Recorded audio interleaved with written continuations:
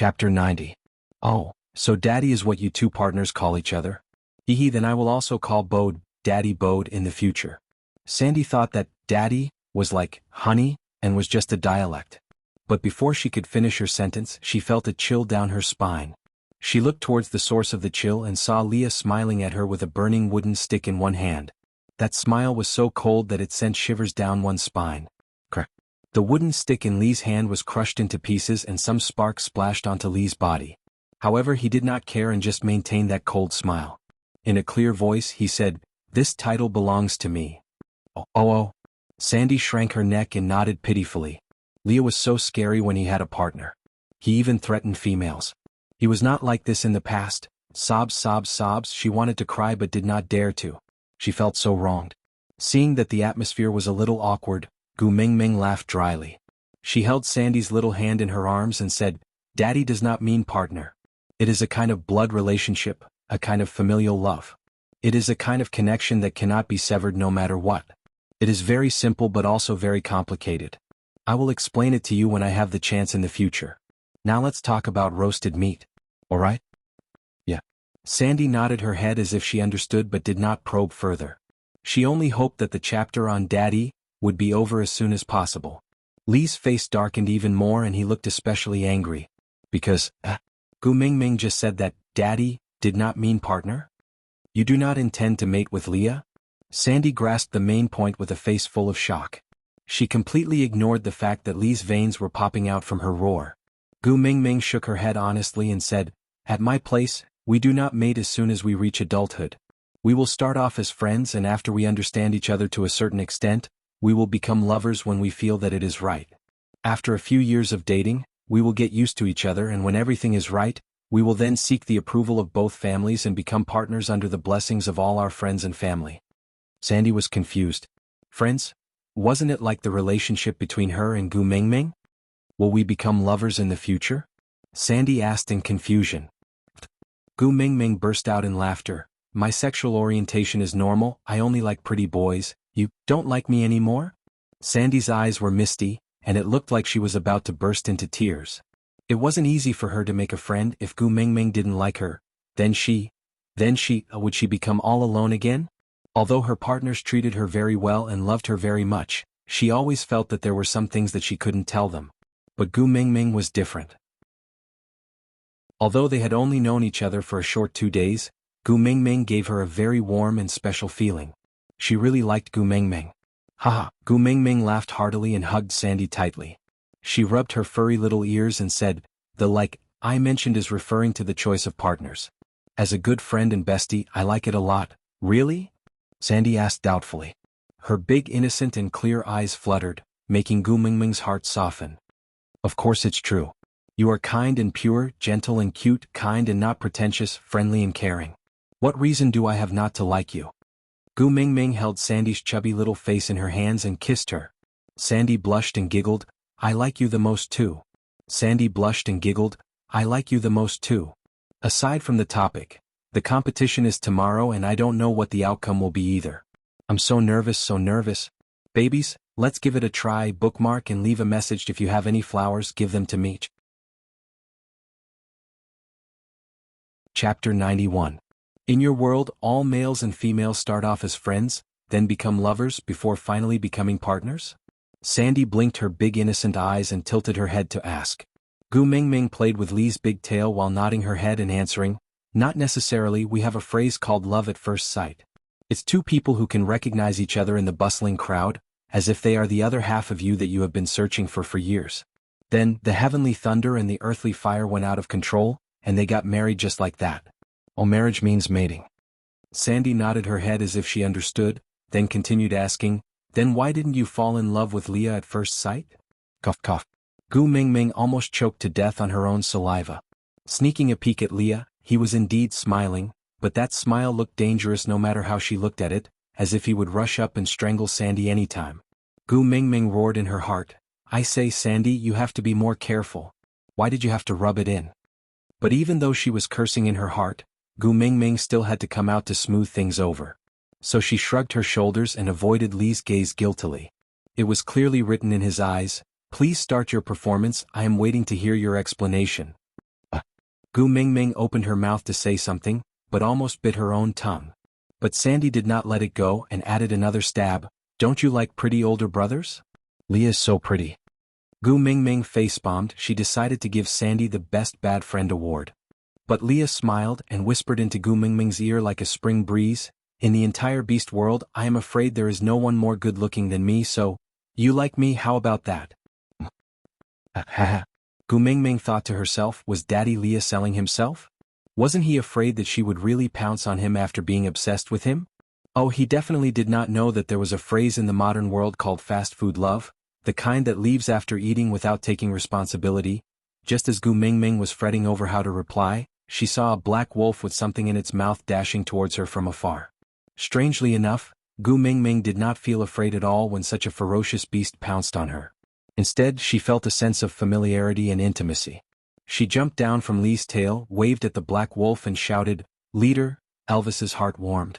This was the first time he understood the meaning of family. In that dark, cold cave, there is a little girl waiting for you to come back. That was why he unconsciously sped up when he was hunting just now, as if something was pulling him back quickly. So, this was what it meant to be anxious to return home. It was only because she was waiting for him, and he couldn't wait to see her wave at him. As Elvis decelerated, he transformed into human form to prevent himself from crashing into her. Elvis grasped the perfect distance. After he completed his transformation and deceleration, he stood steadily in front of Gu Mingming, with a distance of half a step between them. Holding a bunch of rabbits in his hand, Elvis could not wait to wrap his other hand around Gu Mingming's shoulder and bring her into his arms. Gu Mingming, who was clearly a small ball, so soft that it seemed as if she would break with just a little force, had such an indescribable and wonderful power that made him yearn and go crazy. And Gu Mingming, who was in his arms, felt even crazier. "Leader, where's your beast skin dress?" Aside from the topic, Gu Mingming, Sandy, it's the group interview time now. May I know, how do you feel about receiving the honor of being the best worst friend? Sandy, firstly, I want to thank my papa and mama. Without them, I would not have been born. Secondly, I want to thank CCTV, Beast World TV and all the other TV channels. Thank you for everyone's recognition and love for me. Of course, the person I want to thank the most is my best friend, Gu Mingming. If it wasn't for your help, I would never have received this award. Half of this honor is mine and the other half is yours. Chapter 92. Bobo. Leader, your clothes. Gu Mingming said each word with a trembling voice. Her entire body froze and she did not dare to move an inch. Yes, she was a girl who was slightly infatuated with girls, but that was only in the area of moving her mouth. When it came to real combat, she had the heart but not the guts to do it. Elvis hugged Gu Mingming, not willing to let go. He enjoyed the endless warmth that she gave him, and the blissful feeling that spread throughout his body made him sink in and infatuated with her. Where are your clothes? Gu Mingming swallowed her saliva. Damn, every single hair on her body was reminding her that she was being hugged by a naked male. Any careless touch would cause goosebumps all over her body to fall off. I threw it on the way. Elvis would never say that his beast skin dress was torn off by a tree branch because he was in a hurry to see her. He was too stingy to turn back to pick it up for 2 seconds, so he transformed into his beast form and ran back. Gu Mingming swallowed her saliva and silently cursed Leader for being so rich. The fist-sized luminous pearl was crushed just like that, and the top-quality fur was thrown away just like that. Rich? What about that? Sandy is watching. Gu Mingming really wanted to push Elvis, but any random movement of hers now would very likely cause her to touch something that she should not touch. So Gu Mingming could only stiffen her body and breathe carefully, afraid that it would cause unnecessary misunderstandings. Elvis's lips curled up and a strange feeling spread in his heart. She minded other females seeing his body. Help me wear it. Elvis stretched his hand out to Leah, and Leah took down the beast skin dress hanging near the entrance of the cave and threw it to him. Elvis caught the beast skin dress steadily and hooked it with one finger to hang it in front of Gu Mingming, looking like he was going to be naked if she did not help him wear it. Gu Mingming was free and hurriedly took a small step back to widen the distance between them. But this step back, she could see it even more clearly. Gu Mingming, whose face was as red as a pig's liver, snatched the beast skin dress from Elvis's fingers and wrapped it around Elvis's waist messily. She tied a dead knot in a flurry and only heaved a sigh of relief after ensuring that it would not fall off. He awkwardly changed the topic. Boss, what did you hunt back? Rabbit. Elvis picked up a bunch of rabbits tied together with grass that he had casually thrown aside and passed it to Gu Mingming. Yeah, after squatting down he realized that Gu Mingming's beast skin dress was worn really well. Although it was so tightly wrapped around his flesh that a slight movement could break the dress, the suffocating feeling was still pretty good. Look, there's a red mark on her waist. How beautiful it is. How artistic. Oh, the feeling of pain was just right to make every cell in his body excited so deliciously. Elvis's smile grew wider. He decided that unless Gu Mingming personally took off this dress, he would continue wearing it like this.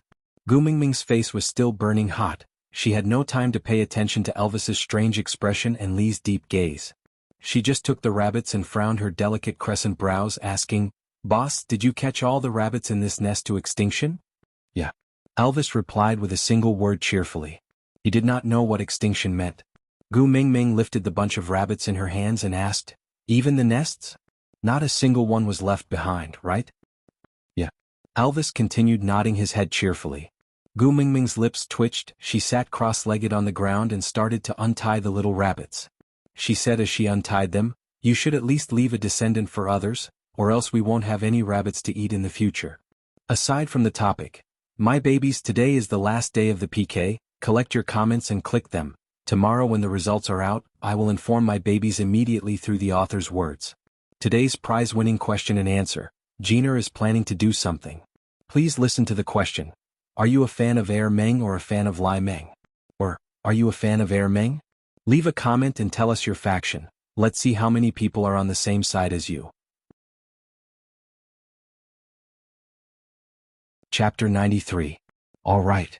Elvis did not care about the reason as long as she said it, he was willing to do it. Gu Mingming untied the 4 little rabbits and looked around. She handed the rabbits to Sandy and ran to a nearby place to pull the tree vines. The tree vines did not look too thick, but it took some effort to pull them out. Gu Mingming pulled until the skin on her palms broke, but she did not manage to pull off 2 to 3. She could only hold onto the tree vines and turned back to look at Elvis pitifully. "Leader, please protect me." "All right." Elvis's eyes were filled with indulgence and love. He walked forward slowly and pulled lightly, causing the tree vines to fall onto the ground. "Is it enough?" Elvis looked at Gu Mingming, who was squatting on the ground to pick up the tree vines, and asked. Enough. Satisfied, Gu Mingming picked out a huge bunch of tree vines before skipping back to Sandy's side. She sat down cross-legged and tied the tree vines one by one, before starting to weave a simple little cage. She asked while weaving, "Leader, you only hunted rabbits? Nothing else?" Elvis's eyes lit up with smiles. He thought that the messenger of the beast deity could only eat rabbits. He had been worrying on the way back, wondering if he could catch enough rabbits to feed her for the entire winter.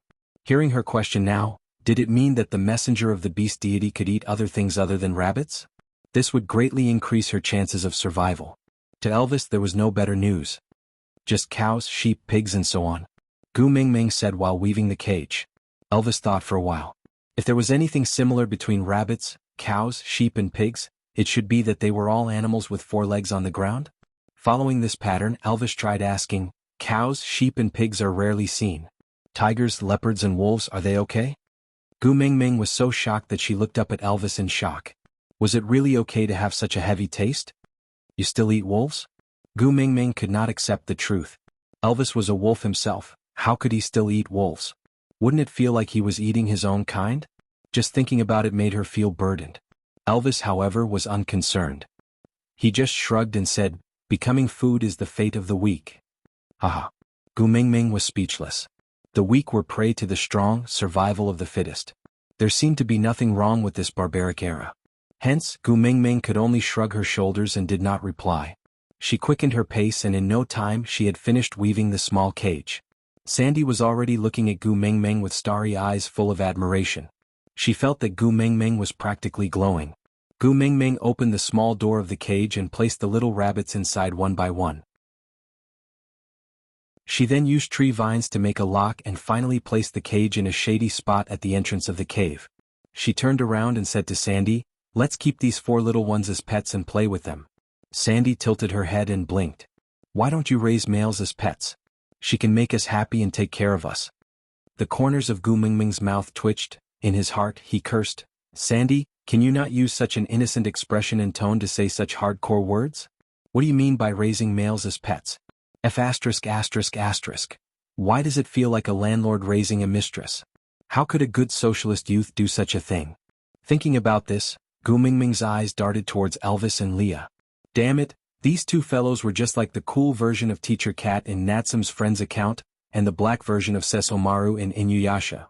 With this kind of physique, how could they be pets? Are you kidding me? Aside from the topic, the Kill Temple of Sesomaru in Inuyasha does not have a black version. If you want to see it, please Photoshop it yourself. Another thing, Inuyasha is an anime with a more aged feel. Many children should not have seen it before. But for the details of the Kill Temple, you can refer to the cover of this article. That furry and handsome male is our Kill Temple.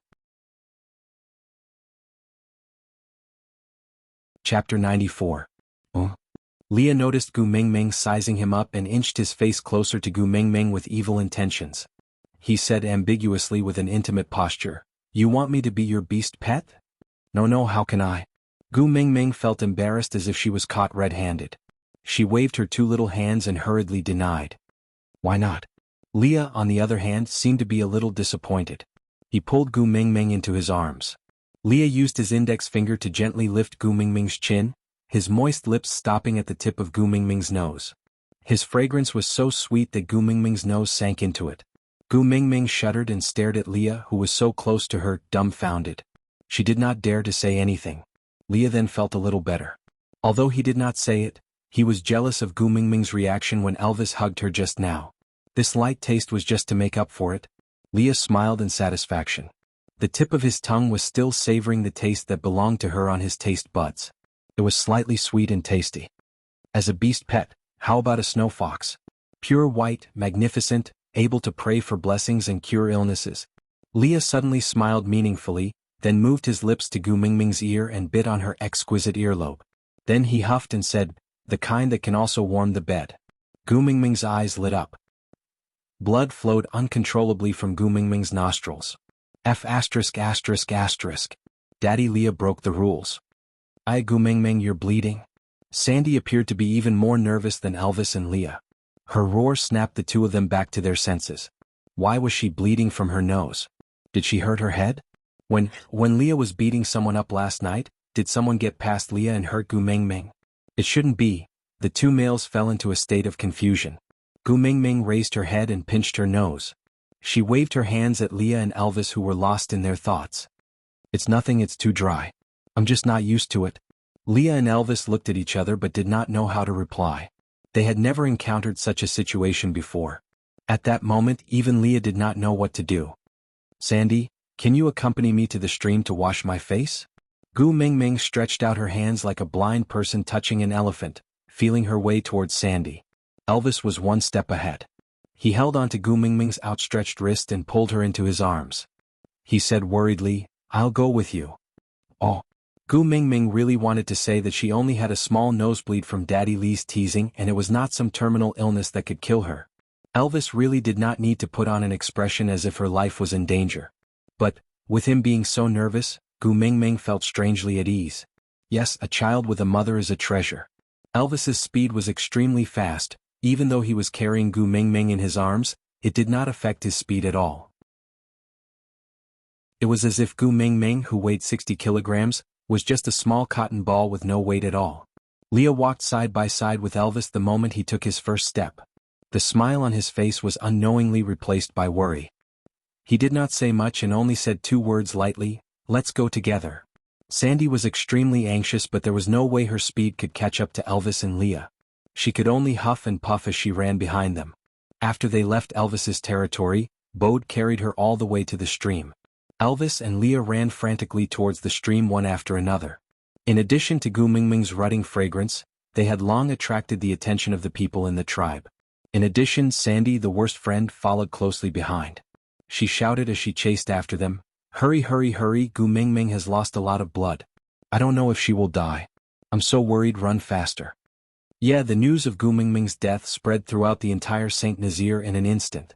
Aside from the topic, this was the last chapter of the PK period. The PK would start later. So nervous. No matter what the outcome was, Jean Eyre and Gu Mingming were extremely grateful for the companions and hard work these 3 days. thank you for your passion and love, it makes me feel very warm. Chapter 95. By the time Gu Mingming and the rest reached the stream, the nosebleed had already stopped.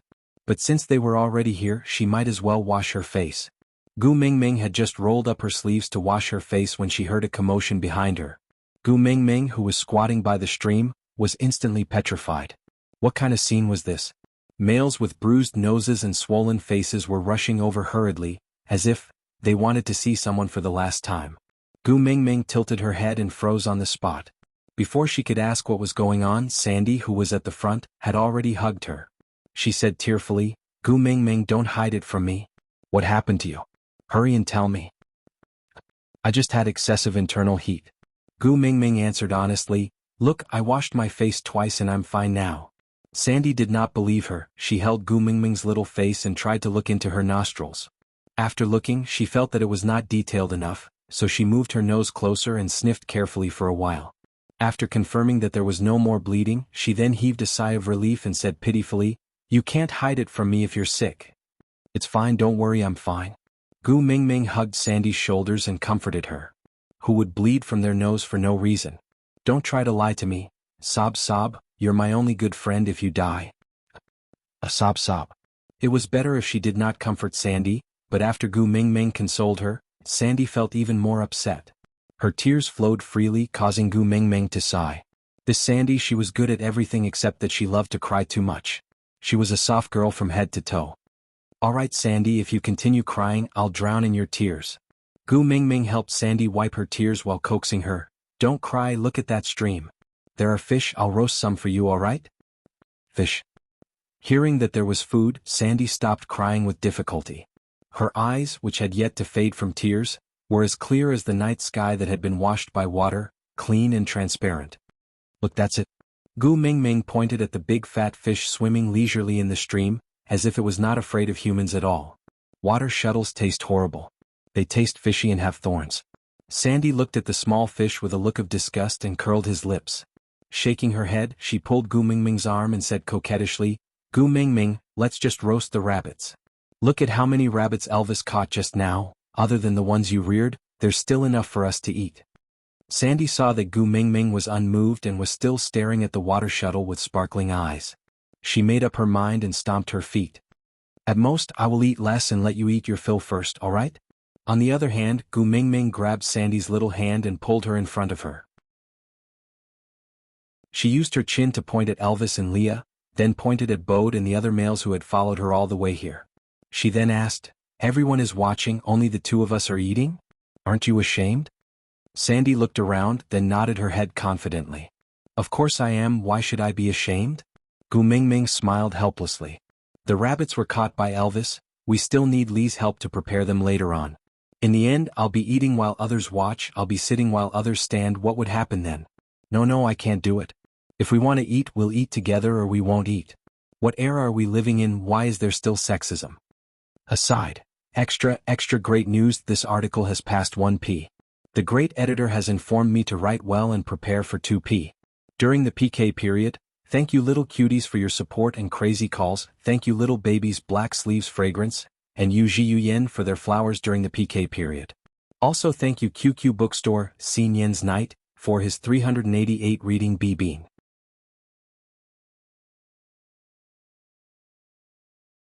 Chapter 96. Of course, Sandy did not know what gender discrimination was because the beast world had always been like that. It was only right for females to have priority in all resources. But, it was also right for females in the beast world to be willful, especially for the first beauty of the tribe like Gu Mingming. She could do whatever she wanted.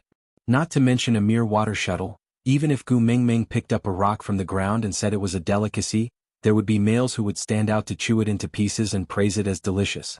Anyway, the males would be the ones to eat the worst food, so Sandy did not insist and just treated it as playing with Gu Mingming. She nodded her head and said, "All right, whatever you say. But we have to agree, after you roast the water shuttle, we will roast the fish to eat." "All right."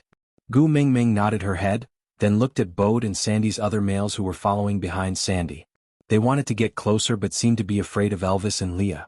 She rubbed her chin and smiled sneakily, But we can't let Elvis prepare everyone's food by himself, right? Can we ask those from your family to come over and help? Sandy turned around to look at Bode. Just as she was about to nod her head, she hesitated and peeked at Elvis and Leah from the corner of her eyes. She whispered into Gu Mingming's ear, "It's not a big deal to help, but Elvis has to agree first." Gu Mingming looked back at Elvis in confusion and shrugged her shoulders in confusion, asking, "What do you mean?" Sandy wrinkled her nose at Gu Mingming, pretending to be disgusted. Then she inched closer and said in an even softer voice, "Elvis is the leader of the tribe and has the priority to hunt. Wherever he is, as long as someone snatches his prey within the range of his scent, it will be considered a provocation and he will teach that person a harsh lesson. Bode and the rest are not Elvis's match." Gu Mingming opened her mouth and nodded her head as if she understood. Then she turned around to look at Elvis and said, "Leader, can we ask Sandy's males to come over and help us prepare some food?" Elvis rubbed Gu Mingming's little head lovingly. After confirming that her nose was no longer bleeding, he felt relieved and his mood turned for the better. He scooped Gu Mingming into his arms and hugged her with one arm. His eyes were filled with so much indulgence that it could melt into water. His voice was low and thick like the playing of a cello. "Here you have the final say." Gu Mingming chuckled and gave Elvis a thumbs up. "Leader, you're so reliable." Elvis seemed to be used to hearing Gu Mingming talk about irrelevant things and did not think about what she meant by atmosphere. Looking at her expression, it was definitely not something bad, so he accepted it gladly. Gu Mingming jumped down from Elvis's arms and held her head high, looking like a little villain intoxicated by success. She cleared her throat and said, "Those who want to eat together later, prepare your own ingredients." Elvis nodded. Gu Mingming's words caused a huge commotion among the males. "Gu Mingming, can we eat with you?" Amidst the cheers, all of them were asking the same question. Gu Mingming nodded and said, "Of course you can. The more people there are, the more delicious the food will be." Oh, after a round of cheers, the single males scattered off to hunt. This was a chance for them to display their skills in front of Gu Mingming. She must have wanted to test everyone to see whose hunting skills were stronger, so she asked everyone to stay for a meal. After all, winter was coming soon and hunting skills were naturally the most important factor in choosing a partner.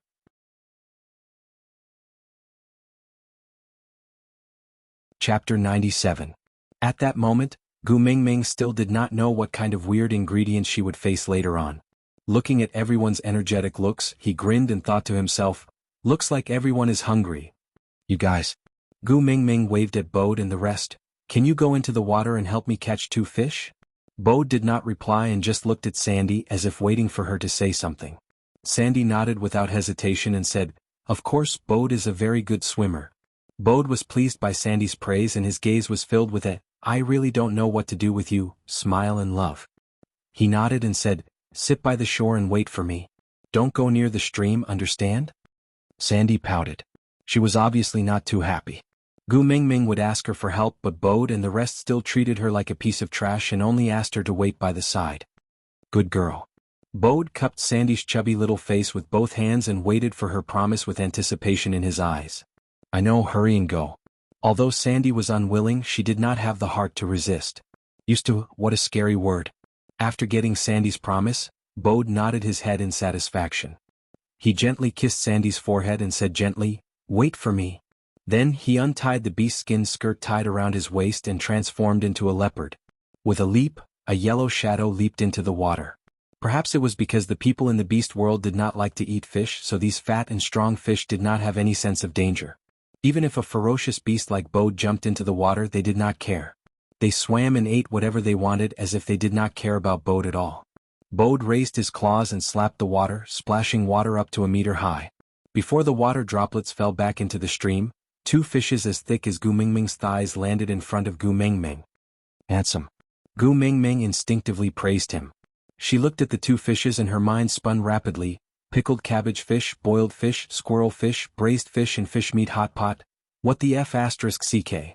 Gu Mingming swallowed her saliva and cursed that beast deity in her heart. What kind of lousy place was this? There wasn't even a seasoning.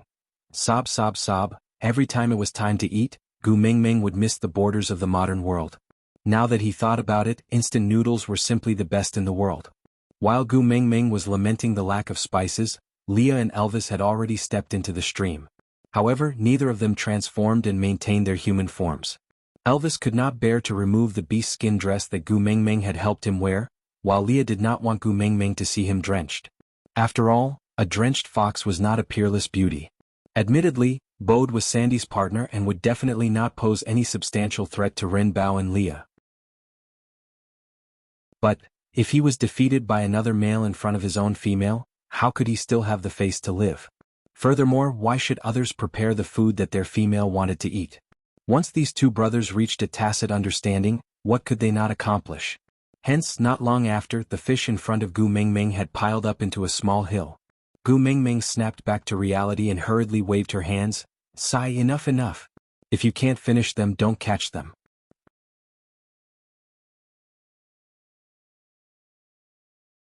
Chapter 98. Most importantly, Elvis was standing beside the alluring Leah. Even if Leah had clearly explained to Gu Mengmeng that he and Elvis were not in that kind of relationship, the image was still too strong. Gu Mengmeng felt a warm sensation spreading in her nostrils, as if she was going to have a nosebleed again. Leader, Daddy Leah, come up, hurry up. Gu Mengmeng panicked. She did not want to experience the entire tribe looking at her as if she was attending a funeral. Elvis frowned and rushed to Gu Mengmeng's side. As his body was wet, he did not dare to carry her. He just held her shoulders and asked with a serious face, "What's wrong? Are you feeling unwell?" Gu Mengmeng waved her hands and laughed awkwardly. Could she say that she was about to have a nosebleed from the cuteness of Elvis and Lee's rotten image? Really? Elvis did not seem to believe her. Leah followed Elvis onto the shore. He stood behind Elvis and watched for a while. Finally, he stretched out his slender and bony hand to touch Gu Mengmeng's forehead. After confirming that her body temperature was normal, he pressed his palm on Gu Mengmeng's chest. His heart, which had just relaxed because she did not have a fever, suddenly became anxious again. This heartbeat, why was it so fast? And it seemed to be getting faster. Leah frowned and was about to say something when a crisp slap landed on Lee's face, followed by Gu Mengmeng's earth-shattering and deafening high-pitched scream. Leah frowned. Leah frowned. Leah was bewildered by the slap and Elvis was even more dumbfounded by Gu Mengmeng's scream. Even Sandy, who had been watching from the side, was dumbfounded and did not know what had happened. The one who reacted the fastest was Bode. He jumped out of the water and stood in front of Sandy. He looked around warily, thinking that there was an enemy invasion. Gu Mengmeng shouted until the last bit of air in her chest was sucked dry. She then stopped with a red face. She crossed her arms in front of her chest and hugged her shoulders. She glared fiercely at Leah as if she was about to cry. She was like a young wife who was being teased by someone glaring at a hooligan. Leah pointed at his own nose in confusion and asked, "Did I do something wrong? What the hell?" Gu Mengmeng looked at everyone else who had a blank look on their faces. She really wanted to cry but had no tears. If this was the modern world, Lee's actions would definitely be considered sexual harassment. But in this era, what kind of era was this? She had hugged Colin, and Sandy had wanted her to take Colin as her partner. She had been attacked in the chest and no one had spoken up for her. Clenching her teeth, Gu Mengmeng answered fiercely, "No." How the hell was he supposed to explain that a girl's body couldn't be touched casually? Telling orcs like them who didn't even know what their daddy was useless. Gu Mengmeng felt extremely aggrieved but she could not say it out loud. She could only press her face into a steamed bun, pouting as she walked towards the pile of fish. She stopped in her tracks and turned back to look at Sandy. "Sandy, come and help." "Okay, I'm coming." Sandy still felt that she could not keep up with Gu Mengmeng's pace. She did not know why she was suddenly happy or angry. But there was one thing she knew. Gu Mengmeng always had her own reasons. She would not be wrong to trust her. Sandy answered as she walked towards Gu Mengmeng. But before she could take 2 steps, she was stopped by Leah.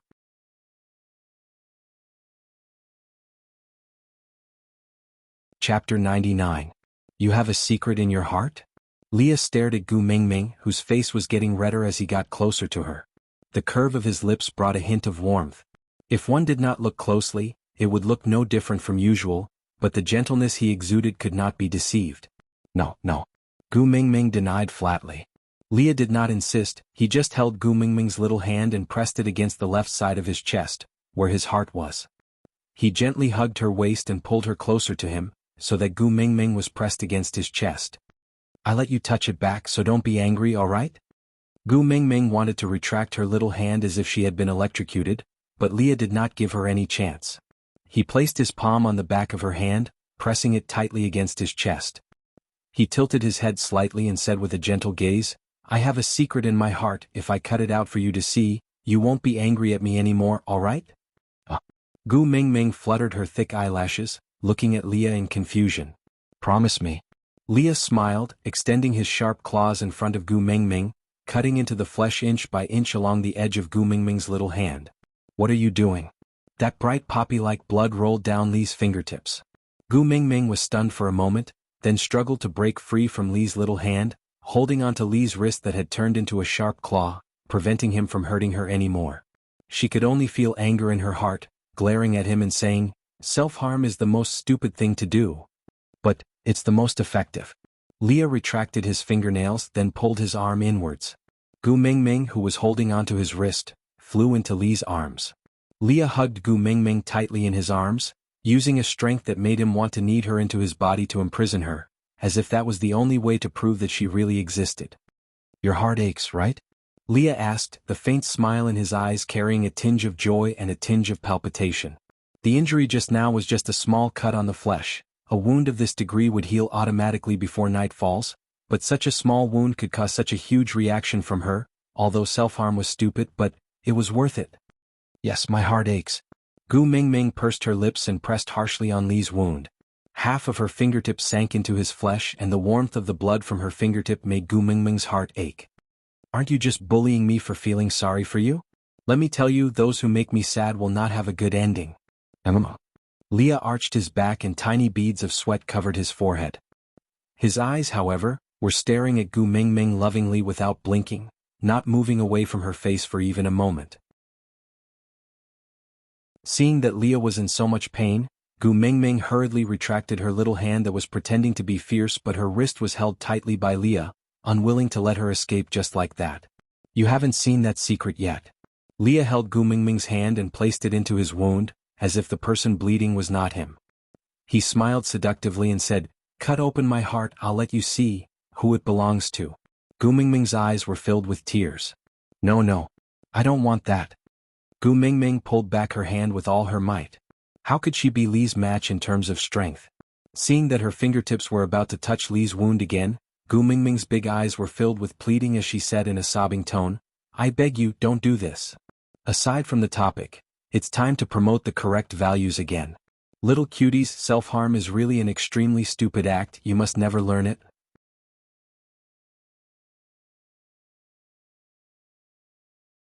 Chapter 100. Can't bear to? Leah did not care about his wound at all, as if it was not worth mentioning. With a faint smile on his face, he inched his flawlessly handsome face closer to Gu Mingming and asked in a faint voice, "Then forgive me, don't be angry, all right?" Gu Mingming's eyes were filled with tears. Seeing that Leah was no longer pulling her, Gu Mingming pouted her lips and said pitifully, "You have to promise me that you won't harm yourself in the future." "As you wish." Leah loosened his grip on Gu Mingming's wrist and turned to hug her slender waist. With a light lift, he hugged her into his arms and rubbed her little face intimately before continuing to ask, "Tell me, what did I do wrong just now? I don't want to see you angry anymore, this place hurts." Gu Mingming looked at the bleeding wound that Leah was pointing at and groaned sullenly. The sullen feeling of being molested had long been scattered into dust by Li's stirring. Now that she heard his heartache, Gu Mingming actually felt a sense of sweetness and warmth in her heart. *CK, could this be the legendary Stockholm Syndrome? You're still distracted after being hugged by me? Who are you thinking about? Leah squinted his long and narrow eyes. Ambiguity and jealousy merged perfectly on his fairy-like face, colliding into an extreme temptation. No, I'm not thinking about anyone. Gu Mingming did not know why, even though Elvis's original body was much fiercer than Li's, she seemed to be more afraid of Leah. Leah looked at Gu Mingming doubtfully and raised his eyebrows, signaling Gu Mingming to answer his question just now. Gu Mingming looked elsewhere guiltily. Her little face was burning and even her throat was so tight that she could only squeeze out a very soft voice from her throat and say, "You can't touch a girl's body so casually." Leah smiled wickedly and hooked Gu Mingming's chin with his index finger. He brought her face closer to his and stared at her as if he was looking at a piece of delicious food. He licked his lips suggestively and asked in a slightly arrogant tone, "Then what should I do when I want to hug you?" Gu Mingming's eyes were filled with disdain. "Hugging doesn't count." Gu Mingming replied, blushing. Leah looked at Gu Mingming with a mischievous smile, as if he had discovered something. Gu Mingming was stunned by his smile and her face turned even redder. She said angrily, I'm not asking for a hug. Li's smile became wider. He liked Gu Mingming's shy and bashful look, it was so cute. Oh, what do you mean? I'm really not asking for a hug. Gu Mingming really could not explain herself.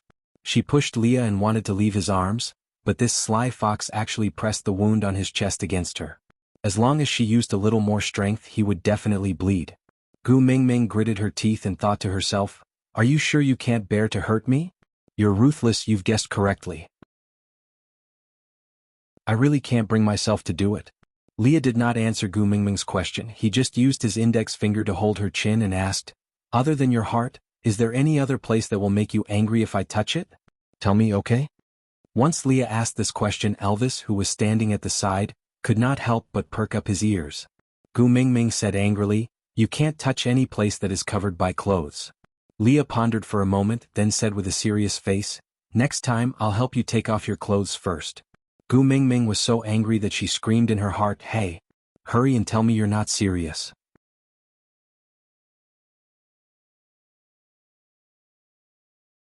Chapter 101.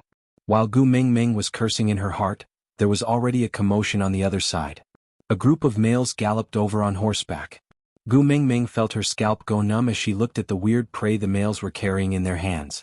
What the heck, they were all protected animals like tigers, lions and bears. There were also some that she could not even name, no, she had never even seen them before, but they were obviously precious animals. But these males just threw these animals away like they were cabbages, piling them together with the fishes that Leah, Elvis and Bode had caught. Gu Mingming was speechless as she asked the heavens, isn't the beast deity going to do something about this? Leah followed Gu Mingming's gaze and the corners of his lips curved upwards, forming a beautiful arc. These males were really willing to put in a lot of effort. It was almost winter and these plump preys that had long been hidden were probably preys that they had been observing for a long time but did not make a move on, waiting for the winter to end before hunting them? To please Gu Mingming, they even took out their food reserves to protect themselves during winter. They were really blinded by lust. Like it? Leah saw that Gu Mingming was staring straight at them and said helplessly, Elvis and I also have some food reserves. If you like it, I can hunt it for you? Still hunt? Gu Mingming looked at Leah in shock. Meeting his mesmerizing eyes, she could not help but soften her tone. She smiled apologetically and said, let's settle these first, it will be a waste if we can't finish them. Although she said that, Gu Mingming had already decided to only eat fish. Damn tigers and whatnot, she could not bring herself to eat them. Alright, I'll listen to you. Leah carried Gu Mingming and had no intention of letting her down. Just like that night when he saved her from Quentin's hands and brought her back to the tribe. She placed her hands behind her back and shook her head as she looked at the group of well-built, good-looking males. She felt as if she was filming Descendants of the Sun 2. Yeah, she was acting as the demon female instructor. Although Song Joong-ki was not around, there was Elvis and Leah. Moreover, there was a group of males who could be teased by her. Kaka, how could a single word describe the feeling of love? Gu Mingming, the tiger I hunted is the tiger king in this area. It's one of the best among the wild beasts. It has a strong body and usually eats the healthiest animals.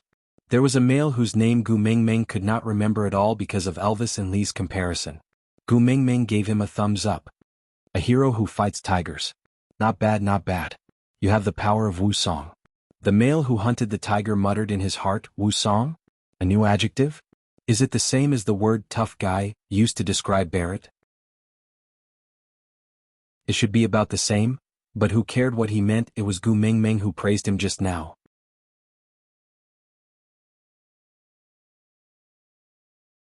Chapter 102. Gu Mingming looked at the one who hunted the tiger just now, whose face was red from holding back and looked like he was about to attack. She quickly came out to calm things down and said, Brave one, you even dare to hunt a snow fox, aren't you afraid of Leah beating you up?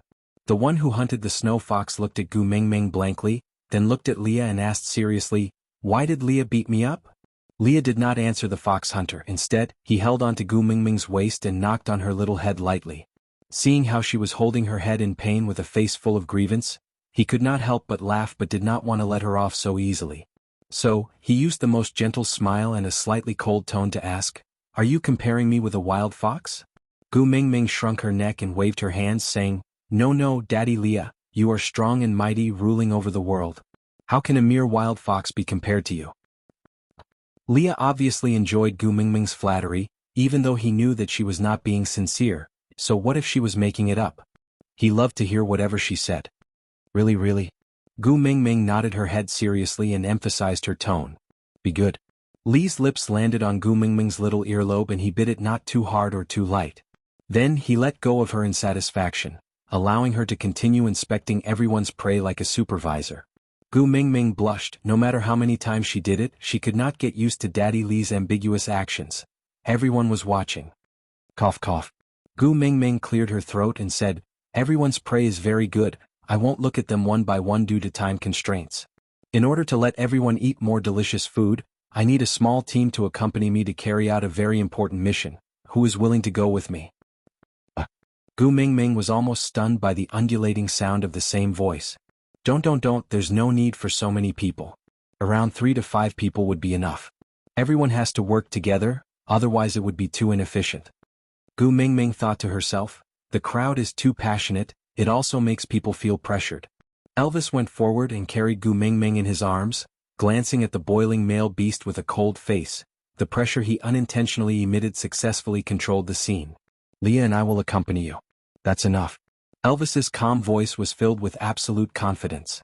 Coincidentally, Gu Mingming did not want Elvis and Leah to follow her because if they did, she could forget about doing anything. So Gu Mingming said with a fawning expression, "That won't do, you and Daddy Leah are the only 2 people in the tribe who know how to start a fire other than me. We need quite a lot of firewood to feed so many people. If I bring the 2 of you away, who would know how to start a fire? Who would dare to light a fire?" No, you 2 have to stay here and light the fire." Hearing Gu Mingming's words, Elvis and Leah felt an indescribable sense of pride. She said they were irreplaceable. Gu Mingming thought to herself, flattery will never work. The ancients did not deceive me. Thus, Gu Mingming struck while the iron was hot and whispered into Elvis's ear, "Moreover, look at how they go berserk at the slightest provocation. If not for you and Daddy Leah here to control the situation, I reckon they would have destroyed the entire tribe by the time I return." Elvis actually did not hear clearly what Gu Mingming said. Because when her warm breath landed on his ear, a numb feeling spread from his ear to his entire body.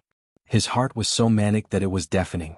That thumping heartbeat almost broke his eardrums. Aside from the topic.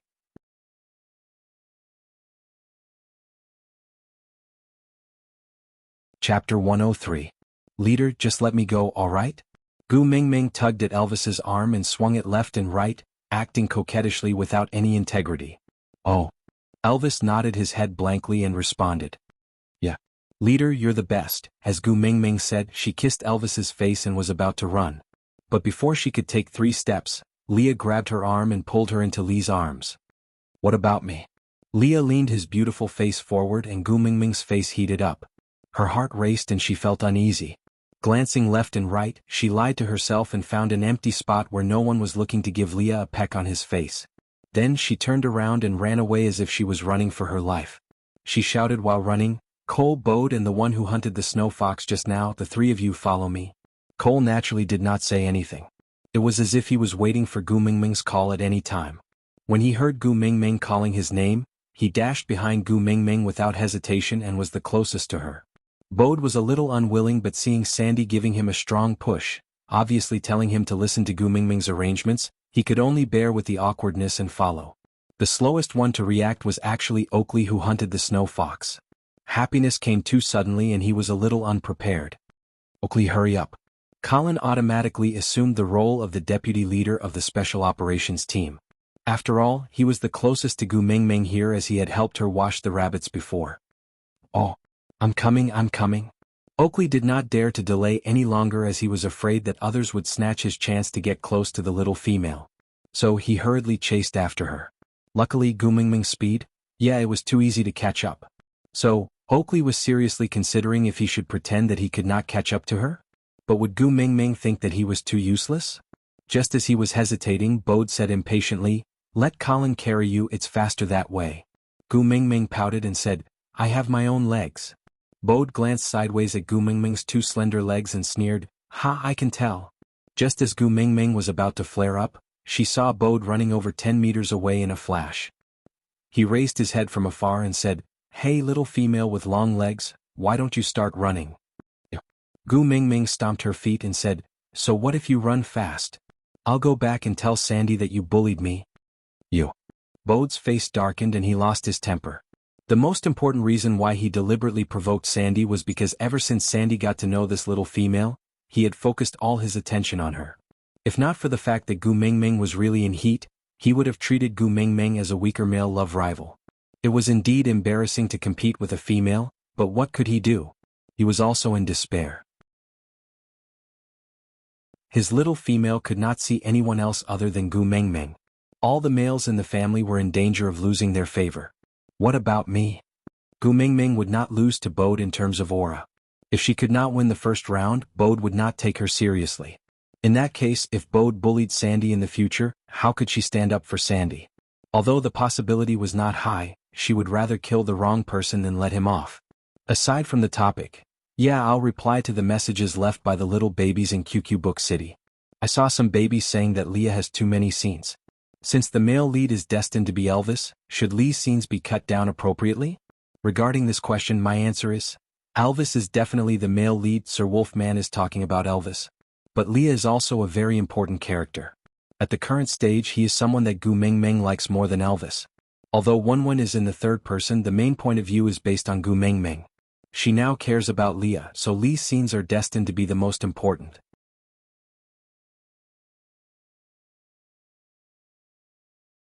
Chapter 104.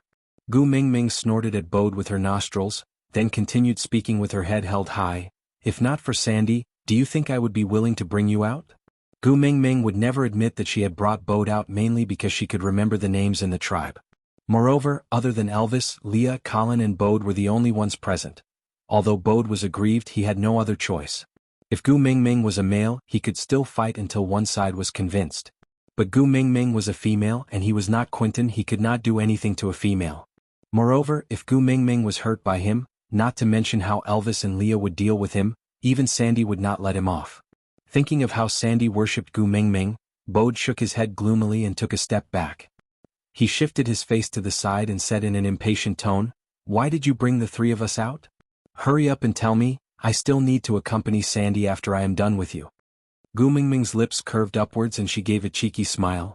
"Sandy has me, does she still need you to accompany her?" Very good, this stab hit the bullseye. Bode could not retort after being ridiculed and could only take a deep breath, feeling even more aggrieved. Gu Mingming saw Bode admitting defeat and felt a little smug. "Bickering with me? Haha, I can talk you to death." Turning around, Gu Mingming looked at Colin and the man standing at the side. She touched her chin and asked, "I heard Colin call you Oakley just now?" "Yes, I am Oakley from the Lynx tribe." Oakley's lips curled into a faint smile. If one looked closely, he looked like Leah. But he did not look like a deity, nor did he look like a demon. Compared to Leah, he could only be considered as average handsomeness. Gu Mingming nodded and repeated while thinking, "Lynx tribe, no wonder you could hunt such a precious female snow fox."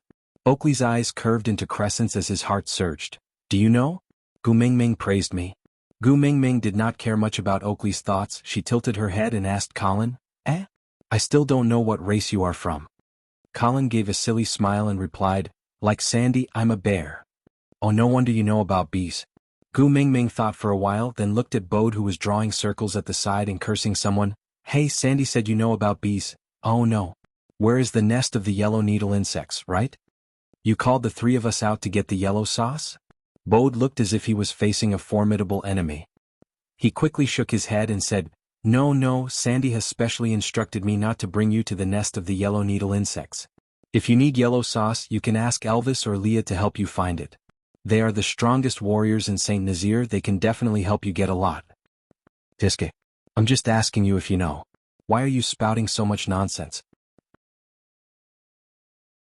Gu Mingming widened her eyes and stepped on a huge rock with one leg, looking like a female bandit blocking the road to rob.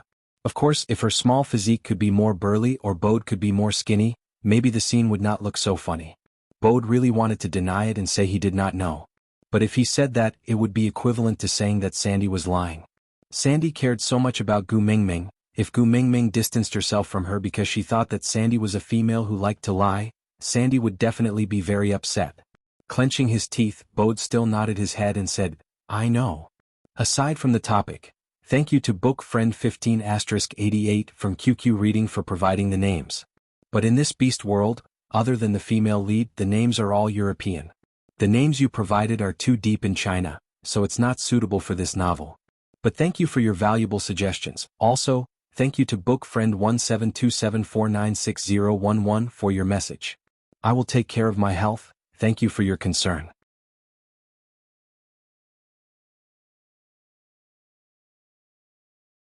Chapter 105. Gu Mingming fluttered her long and thick eyelashes and stared at Bode for a while, realizing that he had no intention to continue speaking. She frowned and slapped Colin's stomach.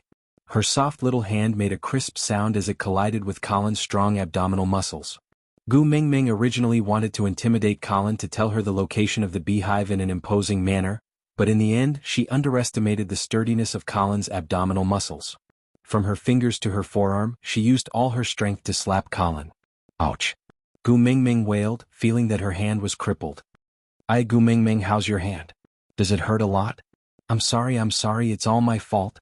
Colin's heart ached terribly as he held Gu Mingming's little hand carefully, but did not know what to do. Why don't we let Oakley send you back to St. Nazaire first and let Leah check if your hand is fine? Leave the yellow sauce to me and Bode will definitely bring it back for you, okay? When Gu Mingming heard that he wanted her to turn back, how could she agree? So he shook his numb hand and said, No need. I'm fine. But Colin was still worried. He wished his eyes could turn into X-rays and see every cell on Gu Mingming's hand clearly through the skin. No buts, listen to me. Gu Mingming placed her hands on her hips. So what if she lost her imposing manner? Even if he dropped the ball, he still had to change his style. Gu. Colin still wanted to say something, but Gu Mingming placed a finger on his lips.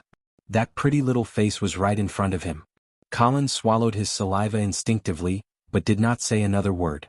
After settling Colin, Gu Mingming then turned around to continue threatening Bode. If you're smart, just tell me where the nest of the yellow needle insects is. Otherwise hee. Bode looked disdainfully at Gu Mingming, who was as weak as a cub.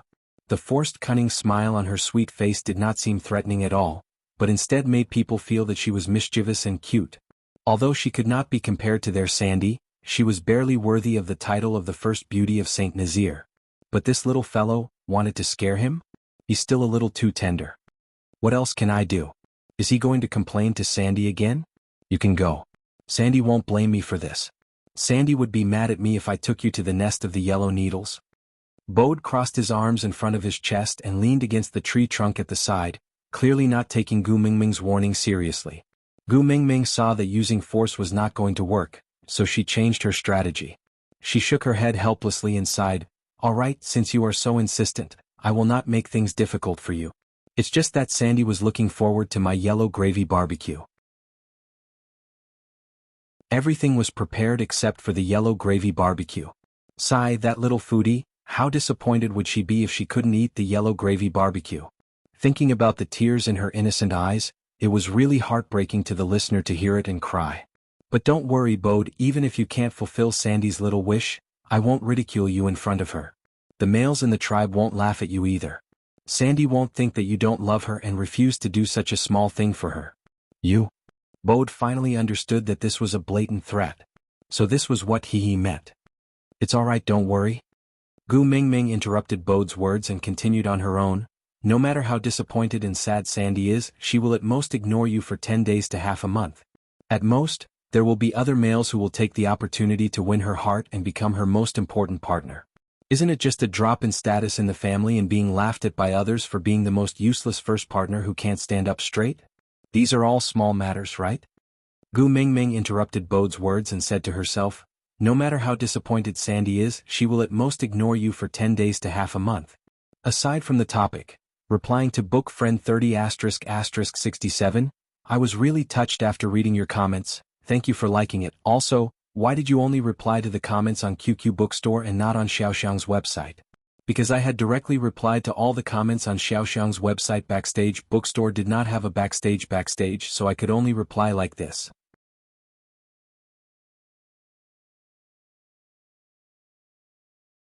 Chapter 106. You. Bode was so angry that he wanted to bite someone. But Gu Mingming was a female. What? Why was this annoying Gu Mingming not a male? And you guys? Gu Mingming turned around to look at Colin and Oakley. No one is allowed to tell anyone that Bode is unwilling to help Sandy find the yellow sauce. Sandy had always been bullied by Nina in the past, causing her to have such a submissive personality that she would cry over even the smallest matter. If this matter was made known to the entire tribe, who knew what kind of criticism Sandy would receive? By then, that damned Nina would definitely say that Sandy is a half-orc, something along the lines of, "It must be because Sandy is a half-orc, that's why Bode is unwilling to help her with such a small matter." That Nina would definitely say that. I don't want Sandy to listen to such harsh and sarcastic remarks, so all of you better keep your mouths shut. No one is allowed to leak a single word.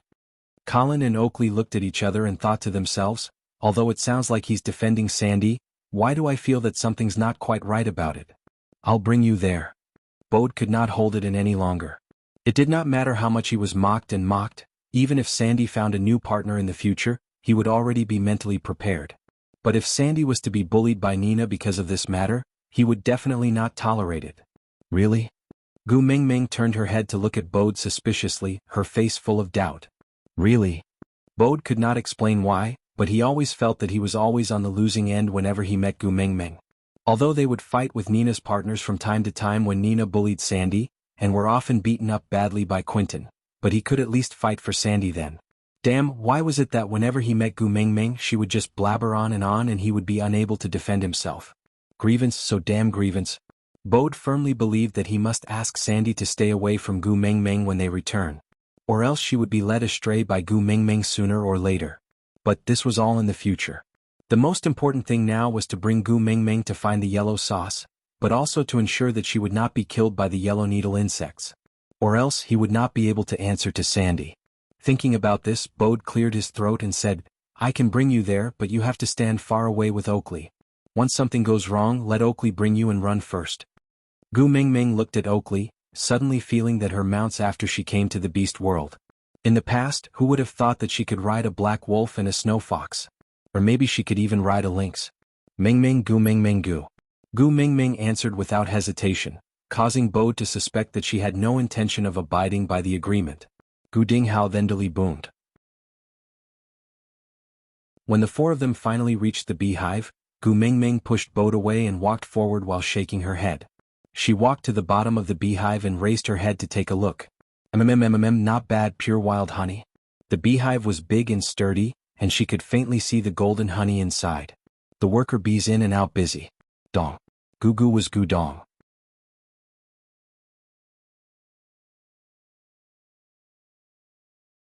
Chapter 107. Gu Mingming shrugged her shoulders at Bode indifferently and said softly, as long as you don't panic, the yellow needle insects won't attack suddenly. Calm down a little. The veins on Bode's forehead bulged and he shouted for the 100th time in his heart, why isn't Gu Mingming a male? Gu Mingming was not willing to waste any more time, so she returned before Bode exploded. Dusting off the dust on her hands, Gu Mingming started to assign tasks. Colin, you have more strength, help me find some dried leaves and damp branches. All right. Colin naturally had no objections to Gu Mingming's arrangement. He nodded and went to the side to collect the things that Gu Mingming wanted. Oakley, when Colin is done preparing the things, can you help me start the fire? Gu Mingming was not that familiar with Oakley, so she was naturally more polite to him. But Gu Mingming's politeness made Oakley feel a lot disappointed. It must be because he did not work hard enough on the night when Gu Mingming became an adult and did not perform as well as Colin. That was why Gu Mingming was so distant towards him. Oakley decided to perform better in the following days, so he nodded his head firmly and promised that he could complete the mission. Gu Mingming turned around to look at Bode and drew circles in front of Bode with her fair and slender fingers. She dragged her voice and said, You. Bode was still impatient as he totally did not understand what this female wanted. She said she wanted to find the yellow sauce for a while and then made a fuss when he did not bring her along. Now that she was here, she said she wanted to start the fire. Forget it, your mission is already completed and there's nothing else for you to do. Gu Mingming's face was filled with disdain and she simply turned her head away and ignored Bode. Colin was extremely fast. Anyway, he was gathering the materials from the ground, so it was not difficult to find the dried leaves and damp branches. So while Gu Mingming and Bode were not happy with each other, he had already carried a huge bunch of dried leaves and 10 over damp branches back. Gu Mingming, do you think these are enough? As Colin spoke, he took out 2 tree branches that were stored separately from his armpits. There are 2 dry ones here. I saw Elvis and Leah using dry tree branches when they lit the fire, so I brought 2 along. Do you want to use them? Yes, yes, yes. Gu Mingming nodded her head like she was pounding garlic. Colin, I didn't see it coming. You look simple and honest, but you're actually a careful person. Colin scratched his head in embarrassment. He sat cross-legged on the ground and prepared to drill the wood to start a fire. However, he had only drilled it twice when he pinched the dry branch into 2 pieces. Gu Mingming chuckled and took the branch from Colin's hand. Leave this to Oakley.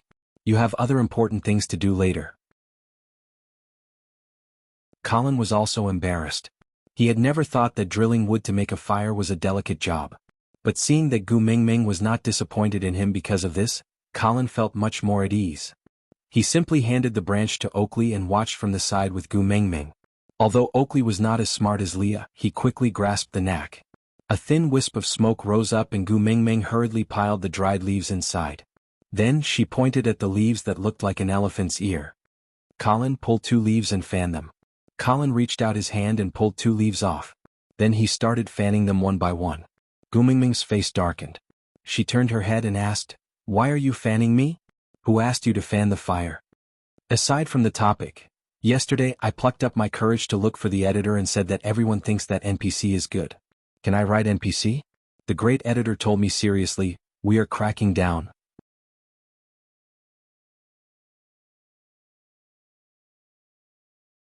Chapter 108. With everyone's help, Gu Mingming's plan to start the fire was successfully carried out. Gu Mingming saw that the fire was still burning brightly and wanted to praise Colin and Oakley, but she saw that the 2 fellows were already clenching their molars so tightly that their facial nerves looked a little hideous. Being afraid of fire was an animal's nature. Gu Mingming shrugged her shoulders to express her helplessness. She could not count on the help of these 2 fellows who were afraid of fire, so Gu Mingming could only add the damp branches to the fire pile herself. Not long after, thick smoke rose in spirals, as if thick ink had dripped into a clear water tank, brewing enchanting and beautiful ink marks. The place where Gu Mingming started the fire was naturally the air vent, so the wind blew from her back, blowing the thick smoke towards the beehive. At first, a few worker bees came out to check on the situation, then swarms of bees rushed out of the beehive like a torrent of water, flying in the opposite direction of the smoke as if they were escaping for their lives, completely not noticing the culprit Gu Mingming standing not far away. When most of the bees had flown out, and the remaining few had fainted from the thick smoke, Gu Mingming then used the damp grass and leaves to extinguish the fire pile. The smoke looked scary, but the fire was actually not that big. After dealing with the aftermath, Gu Mingming patted her hands that were black from the soot, raised her chin and looked at the 3 males who were dumbfounded. She happily accepted the worship and shock in their eyes with a complacent expression. Alright, do you know what to do next?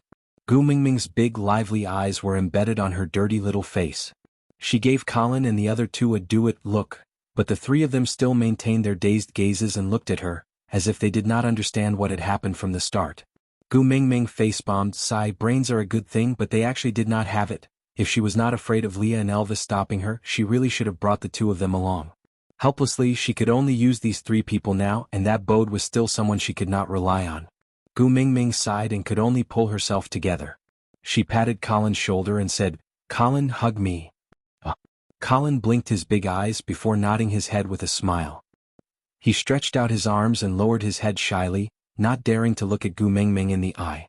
He was like a little girl who was reluctant but welcoming at the same time. Gu Mingming frowned and said with a look of disdain, "You're almost 2 meters tall, why are you acting shy? It doesn't match your character at all." Colin did not know how to reply to Gu Mingming's sarcasm. He just lowered his head feeling wronged, thinking to himself, "I'm really too stupid, I made Gu Mingming angry again, don't blush." Gu Mingming was going crazy. She really could not stand a muscular man who was almost as strong as Schwarzenegger behaving like a little wife in front of her. Who was the one who risked his life to rush the tower last night and was covered in blood? Beast deity, hurry up and take this effeminate fake goods away. Oh. Colin nodded vigorously, but he didn't know how to keep his face from turning red, and the more anxious he was, the redder his face seemed to become. What to do? How hopeless!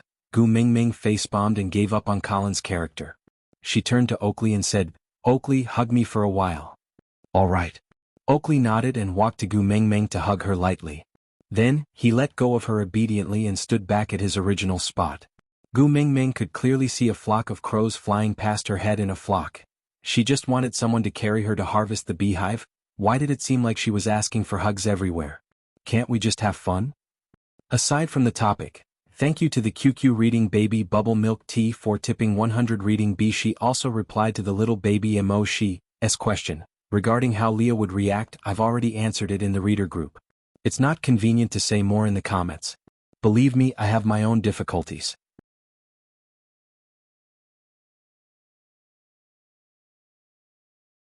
Chapter 109. Gu Mingming's face darkened. Forget it, I won't count on you guys, I'll climb up the tree myself. Gu Mingming shook her head and gave up the idea of communicating with these males helplessly.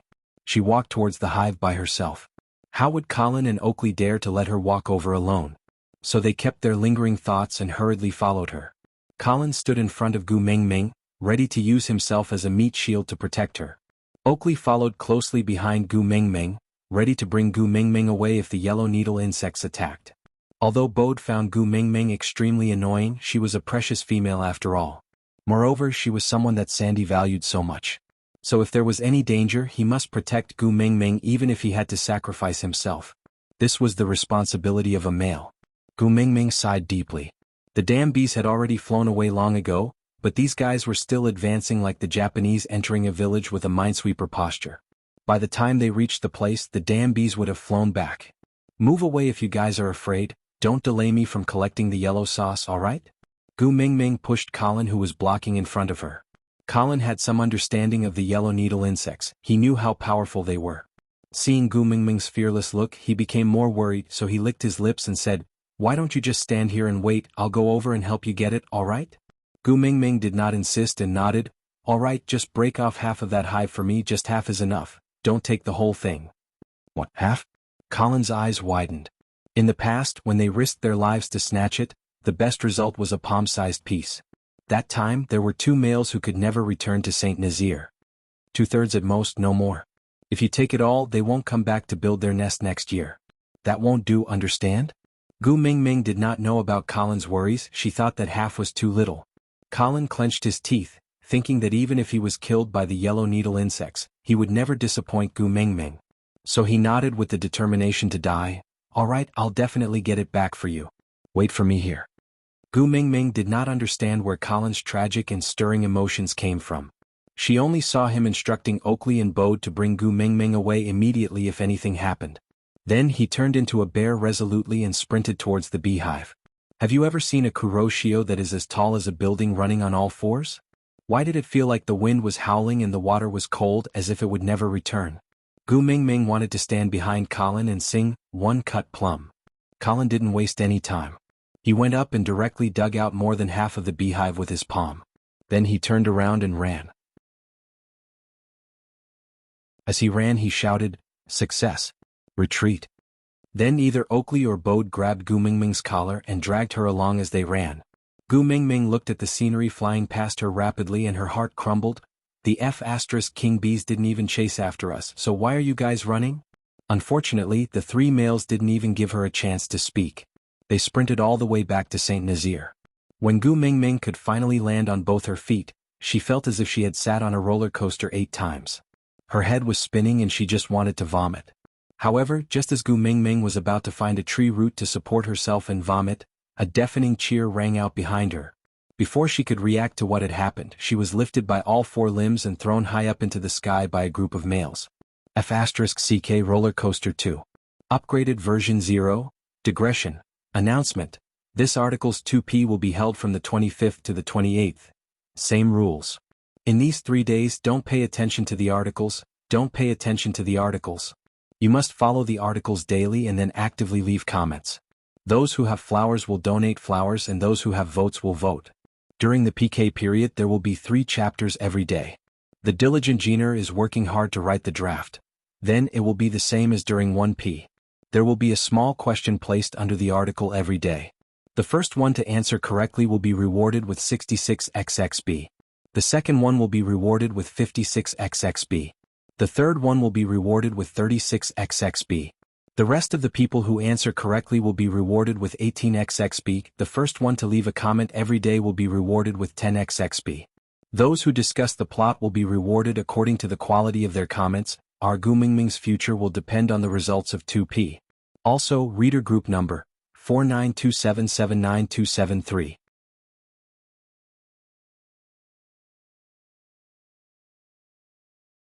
Chapter 110. Gu Mingming could not stand the torment and screamed in fear, "Leader, save me!" Before she could finish her sentence, she had already fallen into an embrace. Her pale face was pressed onto Elvis's chest and she tilted her head to listen.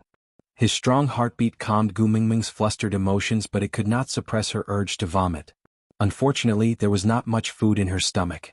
Gu Mingming did not vomit anything after retching twice and collapsed weakly in Elvis's arms. Damn it, she really did not expect that after avoiding the Happy Valley in Disney, she ended up on an exciting roller coaster ride in the ancient wilderness, and it was the kind that did not even have a seatbelt. Gu Mingming felt as if she had a serious illness and did not even have the energy to scold anyone. Elvis looked at Gu Mingming and felt a little heartache and helpless. He gently cupped her little face and said, "No one has ever brought back so much yellow gravy, but you only brought Colin, Oakley and Bode and you did it. Looks like I have to give up the title of the #1 warrior of Saint Nazaire to you." Gu Mingming sighed in resignation and said, "They suddenly went crazy and threw me up because of this?" Elvis's gaze swept across the group of males who were still unable to calm down from their excitement and nodded, "Yes, you are the pride of Saint Nazaire." Gu Mingming felt really helpless. Why did these people always go crazy because of some random things? It was just some honey, why did they have to go crazy? Was it an illusion? Why did she feel that the way those males looked at her was not right? It felt like they wanted to eat her up. Xiao Meng.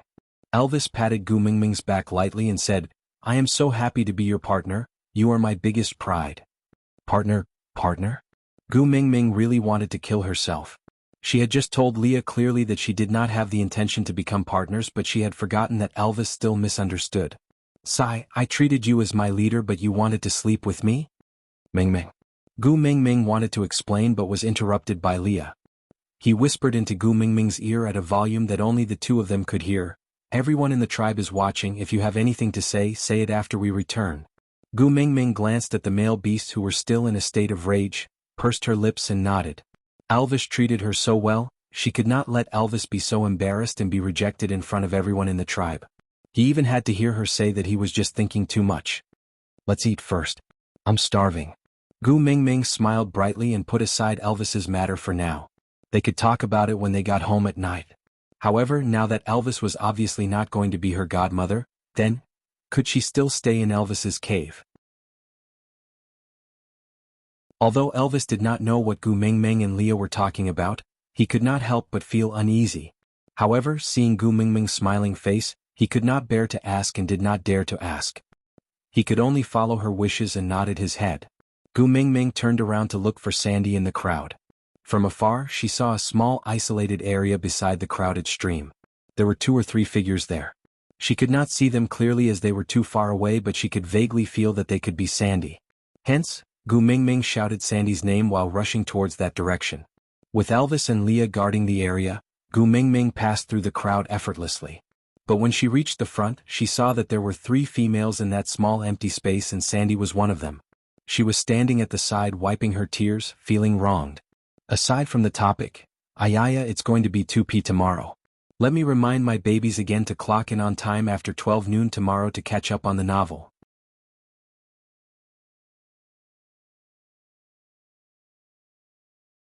Chapter 111. "Nina? It's you again? Are you itching for a beating?" Gu Mingming pulled Sandy behind her and frowned. She rolled up her sleeves and was about to pounce on Nina. Nina had suffered at Gu Mingming's hands before, so why would she go against her? Moreover, Gu Mingming was not Sandy. Her males were Elvis and Leah. Even if all the males in her family attacked together, they would not be a match for those 2 Buddhas. So Nina's body softened and she pretended to be innocent. "I didn't do anything. Didn't you ask everyone in the tribe to come to the stream for a meal? Can't I come? If you want to eat, just eat. Why did you bully Sandy?" Gu Mingming did not believe that Sandy would just stand there and cry pitifully if Nina did not bully her. She has you backing her up, how would I dare to bully her? If you don't believe me, ask her what did I do to her. Nina put on a hypocritical look and pointed at Sandy with her chubby chin. She wanted Gu Mingming to ask her. Gu Mingming then turned around and held Sandy's little hands gently. She asked gently, Sandy, don't be afraid. I'm here. If she bullied you, just tell me. I'll beat her up for you. She didn't bully me, but she said bad things about you. I was so angry that I argued with her. She then asked her males to beat a dolly until he was seriously injured. Sob sob. Sandy looked at Gu Mingming. She was like an aggrieved wife who had found her pillar of support. The more she spoke, the more aggrieved she became. Her tears could not stop flowing. Although Gu Mingming did not know who a dolly was, he must be one of her partners to stand up for Sandy. Gu Mingming did not even have the energy to retort. She had already beaten up your husband until he was seriously injured. How dare you say she did not bully you? How much more did you want to bully her? But Sandy was already covered in tears. Gu Mingming could not bear to say anything more to her. She hugged her gently and patted her back to comfort her. All right, it's all right. I'll ask Daddy Leah to take a look at a dolly later. You will be fine. As for Nina, leave her to me. Don't cry. If her eyes are swollen like peaches, she won't be pretty anymore. Gu Mingming sent the sobbing Sandy into the arms of Bode, who was grinding his teeth and was about to charge forward to fight for his life. Gu Mingming gave him a look, telling him to comfort Sandy. Then she turned to look at Leah. She did not say anything, but the word please was clearly written in her clear eyes. Leah originally wanted to stay behind to protect Gu Mingming, but seeing Gu Mingming's expression, he did not reject her. After all, having Elvis here was enough. I'll go take a look at a dolly. I'll leave this place to you. Leah instructed Elvis before turning around to leave. After everything was settled, Gu Mingming rotated her neck left and right as a warm-up. She smiled at Sandy with an evil intention and said, I warned you not to bully Sandy, or else I will beat you up every time I see you. Is your IQ really lacking, or do you not put me in your eyes at all? What are you doing? Nina had seen Gu Mingming's little fists before. Although they looked light, it was still very painful to hit. What am I doing? Of course I'm fulfilling my promise. If I don't beat you up today, others will think that I'm untrustworthy.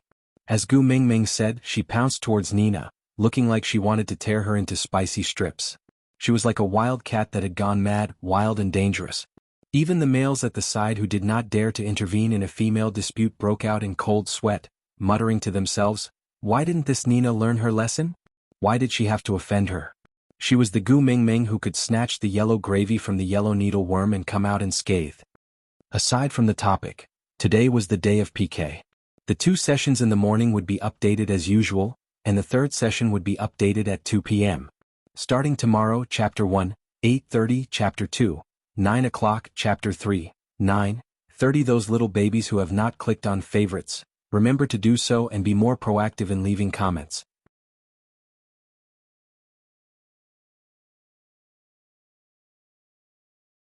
Chapter 112. You can't hit me. Nina pulled one of her partners over to block in front of her. Only then did she have the chance to finish her sentence. I'm pregnant and I'm definitely pregnant with a little female. If you hit me now, even if you're the most beautiful woman in the tribe, Elvis will not side with you. Gu Mingming's hand froze in midair and 10,000 beasts were galloping in her heart. She knew Nina was a pervert, but she didn't expect her to be this pervert. Do you think I'm a fool? You weren't even pregnant when I hit you 2 days ago, and now you're pregnant in the blink of an eye. Gu Mingming remembered that she had punched Nina's stomach on the platform of the deity's punishment. If she was pregnant, that punch would definitely be enough to cause a miscarriage. But she was perfectly fine that day, and now she was pregnant after a night's sleep? Do you think you're Miyu? You can even get pregnant in a dream? I'm pregnant. Nina's face turned red and she was determined not to admit it. Gu Mingming laughed coldly and said sarcastically, other than a such *T, there should be nothing else in your stomach. If you don't believe me, I'll punch you and you'll know the truth. As Gu Mingming said, she walked around Nina's partners and grabbed Nina like an eagle catching a chick. Nina dodged left and right pathetically and cried out as she dodged, Gu Mingming, why are you so evil? You didn't even let the unborn female in my stomach off. Stop talking nonsense. Don't run if you have the guts. Gu Mingming feinted to the left and Nina ran to the right. Gu Mingming dodged and caught Nina in the act. Run. Gu Mingming twisted Nina's wrists behind her back and held both of them with one hand while her other hand grabbed her hair from the back of her head. She pulled Nina's unbearable face in front of her and said word by word, If you don't have enough IQ, just stay here obediently. If you have the guts to bully Sandy, then you have to be able to bear the consequences. After Gu Mingming finished speaking, she pushed Nina with all her might and gave her a hard kick on her, but as she fell forward, as expected, Nina fell onto the ground in an extremely pathetic manner. Just as Gu Mingming was about to pounce forward and hit him again, she was blocked by someone. Gu Mingming, if you have any dissatisfaction, you can ask Elvis or Leah to fight with me.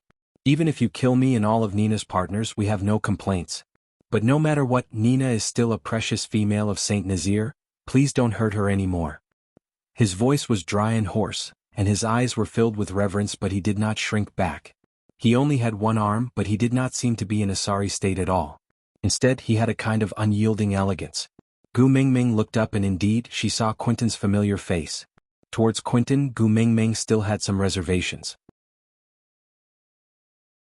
After all, she almost died in his hands 2 days ago. Gu Mingming was never a person who blindly flaunted her strength. She knew that she had no chance of winning against Quentin, so while retreating she lifted her chin and asked, "Why? Are you going to play the same trick again? You didn't kill me last time, so you want to kill me again today? Let me tell you, my leader is here, you can't hurt me." Elvis took the opportunity to carry Gu Mingming up with one arm. He was clearly only half a head taller than Quentin, but the pressure of a natural king made him look much more muscular than Quentin. That was an absolute crushing pressure. As if looking at an ant with disdain, he looked at Quentin, who was standing in front of him, and said, "You're not worthy to fight with me. Call all the males in your family, fight." Aside from the topic, watch my Gu Mingming sealing technique. Those who are hit by this technique must immediately click to collect, or else there will be no meat to eat.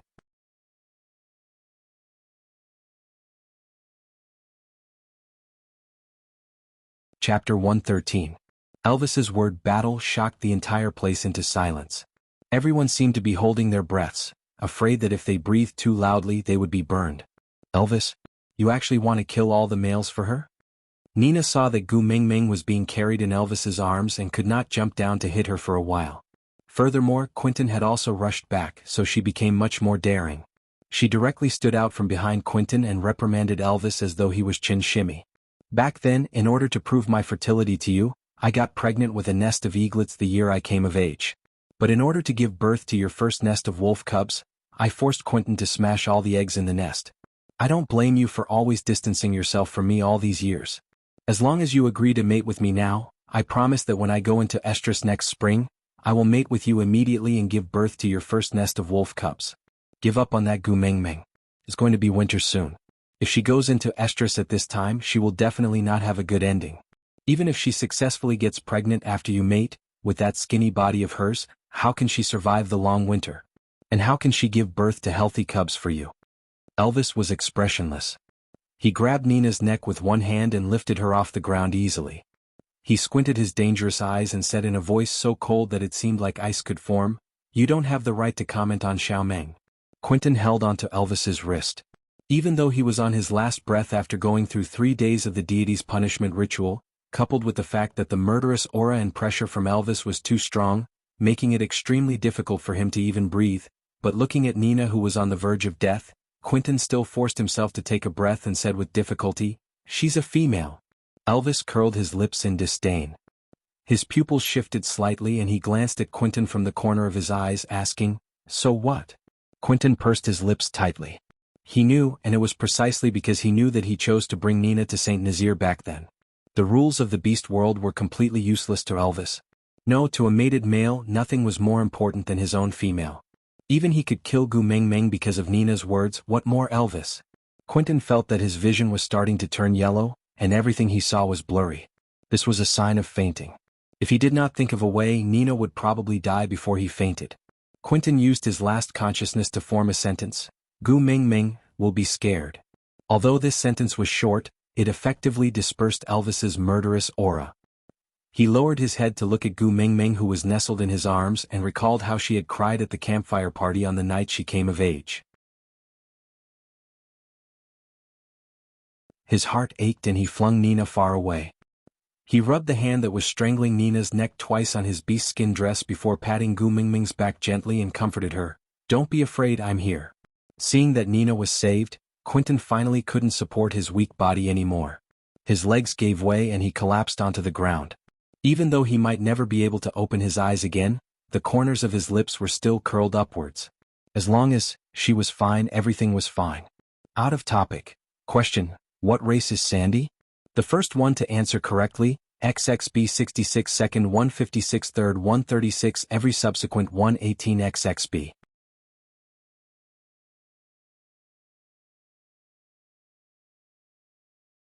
Chapter 114. Gu Mingming was indeed frightened. Although she would tear Nina's crotch apart, she never had the intention to kill anyone. Although she relied on Elvis to be a little arrogant, she was just using her connections to intimidate Nina's partners, so that they would not dare to act rashly, so that she would not suffer a huge loss. Gu Mingming was still a coward when it came to a life-threatening situation. Looking at the few males blocking in front of Nina, looking like the generous 5 warriors of the Wolf Ivory Mountain, Gu Mingming could not bear to do it. Damn it, marrying an unlucky wife is a sure way to suffer for the rest of your life. Elvis, don't be like this. Gu Mingming wrapped her arms around Elvis's neck and rested her head on his neck softly, comforting him. Although Nina and I are not on good terms, I am never the one who suffers a loss. We are all from the same tribe, we see each other all the time, there's no need to fight to the death, alright? Elvis's temper was appeased by Gu Mingming's gentle words. By right, there was no need to fight to the death, he just had to stand there and release some beast pressure, and it would be enough to suppress Nina's partners to the point that they could not take care of themselves. But he was angered, and wanted to use the most primitive and barbaric method to tear them apart. Of course, it was because Nina had offended Gu Mingming, and Bode had broken the rules by interfering. But on a deeper level, he could not deny that Gu Mingming's hesitation and Li's ambiguous "we'll talk about it when we get back" made him feel uneasy and frustrated. Luckily, Gu Mingming was still in his arms, hugging him back gently, so that he could deceive himself and others into believing that he was overthinking. Elvis responded to Gu Mingming's gaze gently, nodding his head. "I will listen to you." Gu Mingming then felt at ease, smiling brightly. "I knew leader is the best." Elvis accepted Gu Mingming's praise gladly, then put her down, letting her run back to Sandy's side. From an angle that Gu Mingming could not see, Elvis glanced at Nina's partners. That glance was filled with cold killing intent and a strong sense of warning. He did not say a single word, but it made Nina's partners tremble in fear and prostrate themselves before him. They carried Nina, who was paralyzed, on the ground and ran far away. They hid at the edge of the crowd, not daring to let Nina near Gu Mingming. Quentin, on the other hand, was still unconscious on the ground, nobody cared about him. Gu Mingming held onto Sandy and wiped her little face, saying, "All right, don't cry. The next time Nina bullies you, hit her back. In any case, you're also from the bear race. Are you still afraid of her? But she's a perfect female and I'm just a half-orc female. Tisk? If you continue like this, I will be angry." Gu Mingming pulled a long face and said, "So what if I'm a complete female? So what if she was a half-beast female? Wasn't it just a pair of furry little ears? How beautiful. She wanted it, but she didn't have it yet. You don't even know how much I like your little ears. If they grew on my head, I would be so beautiful." Sandy touched her ears. For the first time, she didn't feel inferior when she touched them. Instead, she felt a sense of warmth. "You really like them?" "Of course I like them. These are Sandy's little ears, my favorite part of Sandy." Sandy blushed and nodded her head in reply. "I also like Gu Mingming the most." The two females smiled until their eyes turned into crescents, while Elvis and Bode stared at each other with a heavy heart. They liked each other the most, then, what should they do?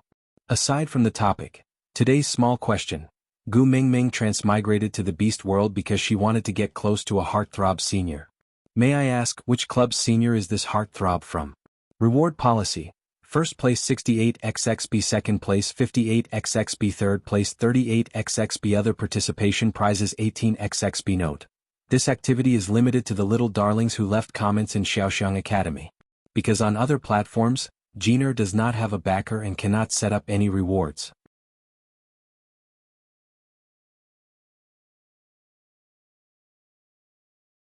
Chapter 115.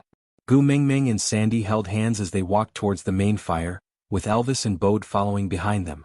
When they passed by Quentin, Gu Mingming paused and turned back to ask Elvis, "Didn't Nina's partners bring Quentin along with them? You will die if they leave him here. I'll ask someone to send him over." Elvis did not want Gu Mingming to care about other males, even if they were already mated. Luckily, Gu Mingming did not have a good impression of Quentin, but she still had a kind heart and would not turn a blind eye to him dying in front of her. But, Quentin came down from the platform of the deity's punishment. Then what about Barit? Why don't I see him? Gu Mingming asked while looking around, but she really did not see Barit at all. Colin stood behind Gu Mingming, lowered his head and frowned, replying, Barit did not make it, he died on the platform of the deity's punishment last night. Now, F******. Upon hearing that, Gu Mingming did not have time to think. She retracted her little hand that was holding on to Sandy and pushed her into Bode's arms, saying, You guys eat first, I'll go check on Barit. Gu Mingming did not have time to think. She directly jumped onto Elvis's back and shouted, Leader, hurry hurry hurry, platform of the deity's punishment. Elvis frowned. He disliked Barit even more now. But even though he was unwilling, he still did not disobey Gu Mingming. He transformed into a wolf and brought Gu Mingming to the platform of the deity's punishment at lightning speed. Gu Mingming climbed up the platform of the deity's punishment with all 4 limbs, using her finger to check Barit's breathing.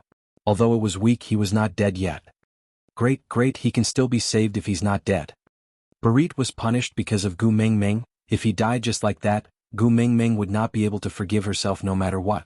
Raising her head, she saw that the males who were waiting by the stream for their meal had also followed her like a swarm of bees.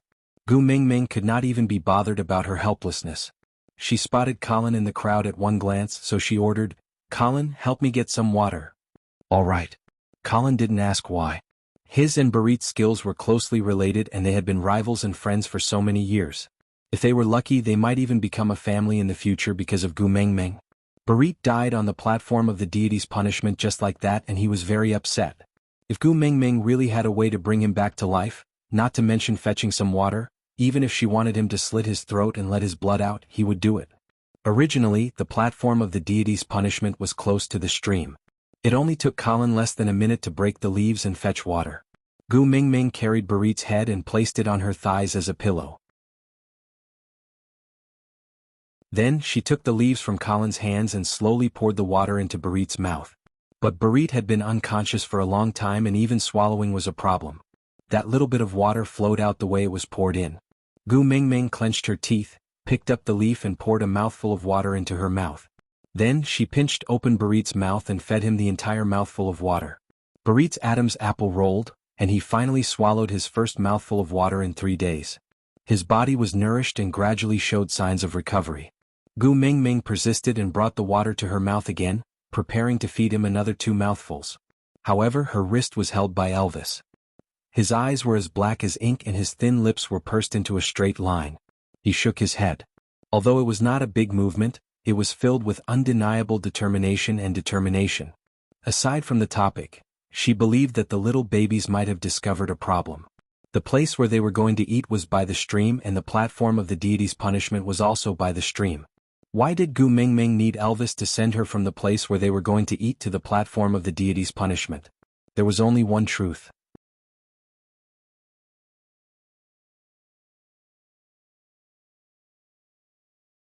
Chapter 116.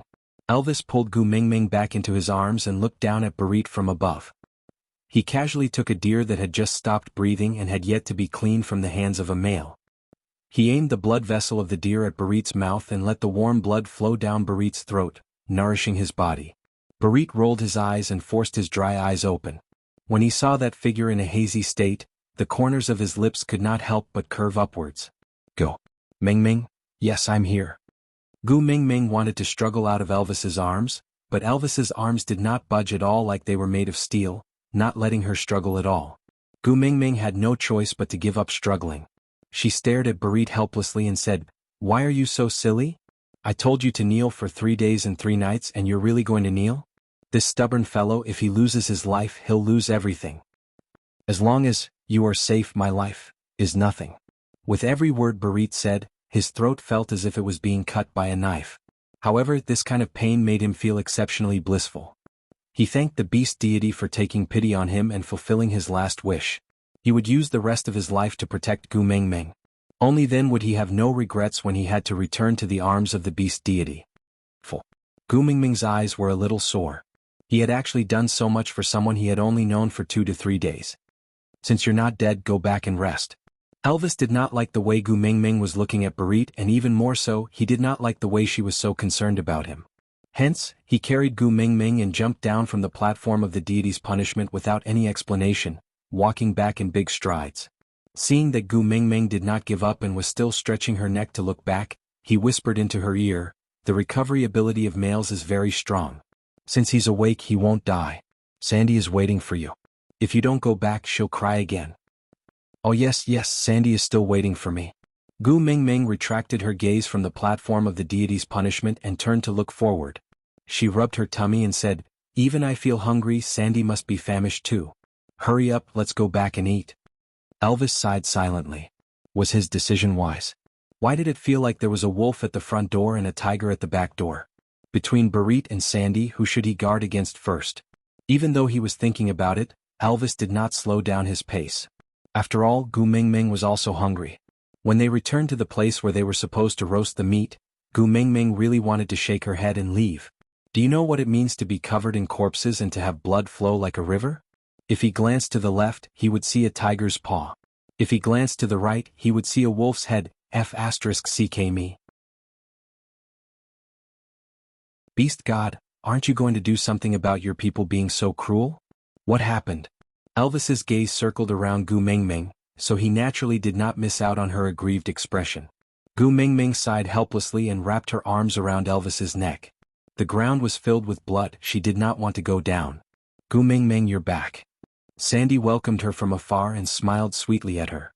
Gu Mingming looked at Bode, who was standing behind Sandy, and said bluntly, "The ground is so dirty and you're letting Sandy run around like that?" Bode was infuriated by her scolding. He wanted to retort but did not dare to do so due to Elvis's pressure and Sandy's protection. Aside from the topic.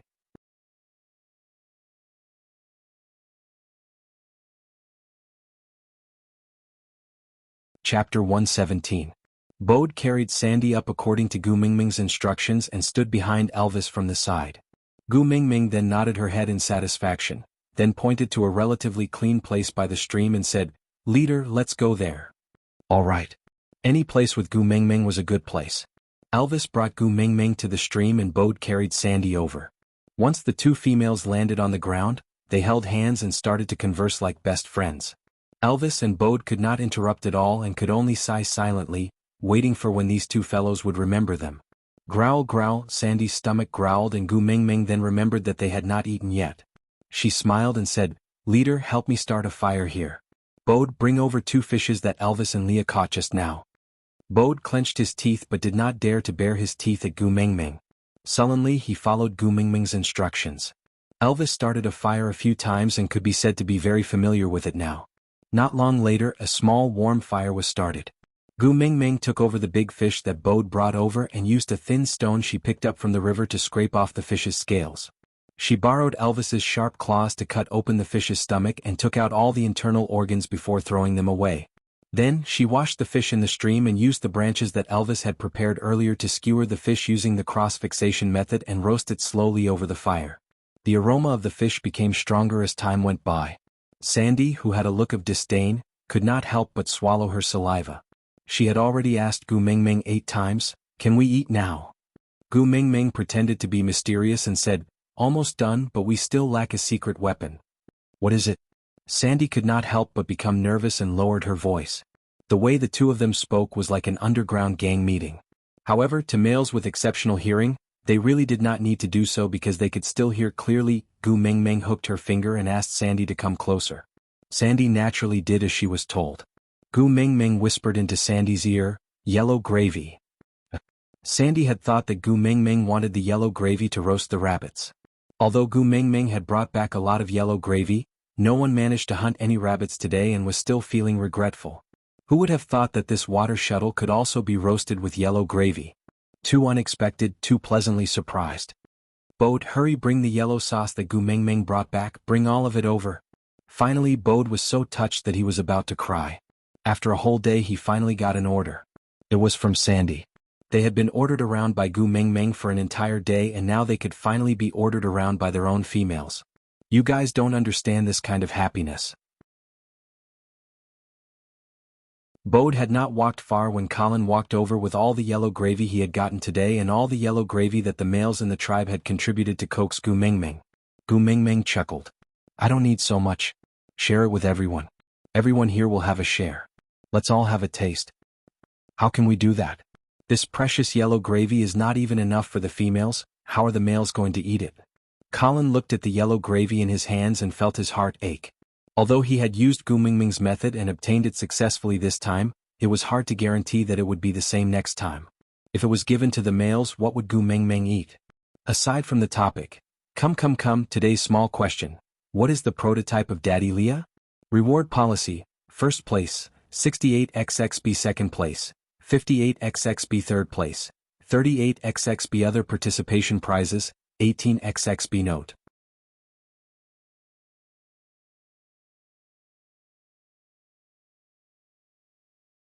Chapter 118. Haha, the sexism in the beast world was really deeply rooted. Looking at the males standing behind Colin nodding their heads in agreement, Gu Mingming did not know whether to laugh or cry. Dusting off her hands and standing up, Gu Mingming nodded her head and said, although the yellow gravy is precious, it's not something rare. As long as you guys can help me find the nest of the yellow needle insects, I can guarantee an unlimited supply of yellow gravy from Saint Nazir. Just one thing, it doesn't matter how much you eat, but you can't waste it. If it was in the past, Gu Mingming's words would only be treated as a willful little female spouting nonsense. They would only cooperate and express their admiration. Then even if it meant risking their lives, they would still help her fulfill her promise. But now the situation seemed to be reversed. This skinny and tiny female seemed to be emitting an irresistible power. Her words were convincing and there was no room for doubt. Even males could eat the yellow gravy? Such a precious thing, unlimited supply? Everyone looked at Gu Mingming, their hearts surging. They had to become stronger. How could they let a little female shoulder the heavy burden of making the entire Saint Nazir prosperous? She was so weak, she should be protected and taken care of. Gu Mingming obviously did not know that her words seemed to have given the males of Saint Nazir a stimulant, and it was the kind that was effective all year round. From this day onwards, the males of Saint Nazir trained themselves even harder. Whether it was hunting or guarding the territory, they had an unprecedented drive. They wanted to be strong enough to protect Gu Mingming. Of course, this was a story to be told later. Let's not talk about it for now. Although Colin's heart ached for the yellow gravy, he would definitely follow Gu Mingming's instructions. However, the males carefully wrapped the yellow gravy in leaves and kept it, thinking that if there was a time when the female did not have enough to eat, they would take out their own for the female to eat. Gu Mingming did not force him. It was hard to remove such deep-rooted beliefs. Moreover, it was not a bad thing to take good care of a lady.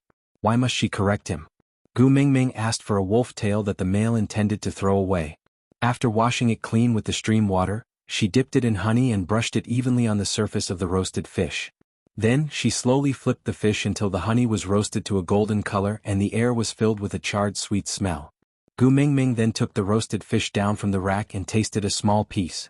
As expected, the roasted fish with honey was much more delicious than the roasted rabbit which had no taste at all. Gu Mingming was also not a stingy person. She split the fish into two, giving one half to Sandy and the other to Elvis. Sandy had been craving for it for a long time and as expected, she scalded her tongue with one bite.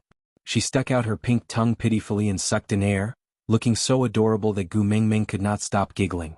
She took the roasted fish and passed it to Bode. She instructed him to blow on it and let Sandy eat it when it was warm. Then, she folded a leaf into a cone shape and scooped a leaf of water for Sandy to drink to ease her thirst. Now that Sandy had something to eat, she could not be bothered to talk to Gu Mingming anymore. She pounced into Bode's arms and stared at the roasted fish in Bode's hands. Gu Mingming could not be bothered to criticize Sandy for forgetting her friends. She returned to Elvis's side and sat down obediently, preparing to roast another fish for herself. But before her little hands could touch the second fish, Elvis handed over a small piece of fish meat from the side. I blew on it, it's warm. Aside from the topic, Gu Mingming weak? Needs to be taken care of? Who are you talking about? The author. I'm talking about you. Gu Mingming grabbed the author's collar. I'm the one who knocked Nina down with one punch. You're saying I'm weak? The author shrugged helplessly. They eat tigers, cheetahs and any wild beast that can eat you. In the food chain they are at least 2 levels higher than you. You are not weak? Gu Mingming, F***K what the F***K?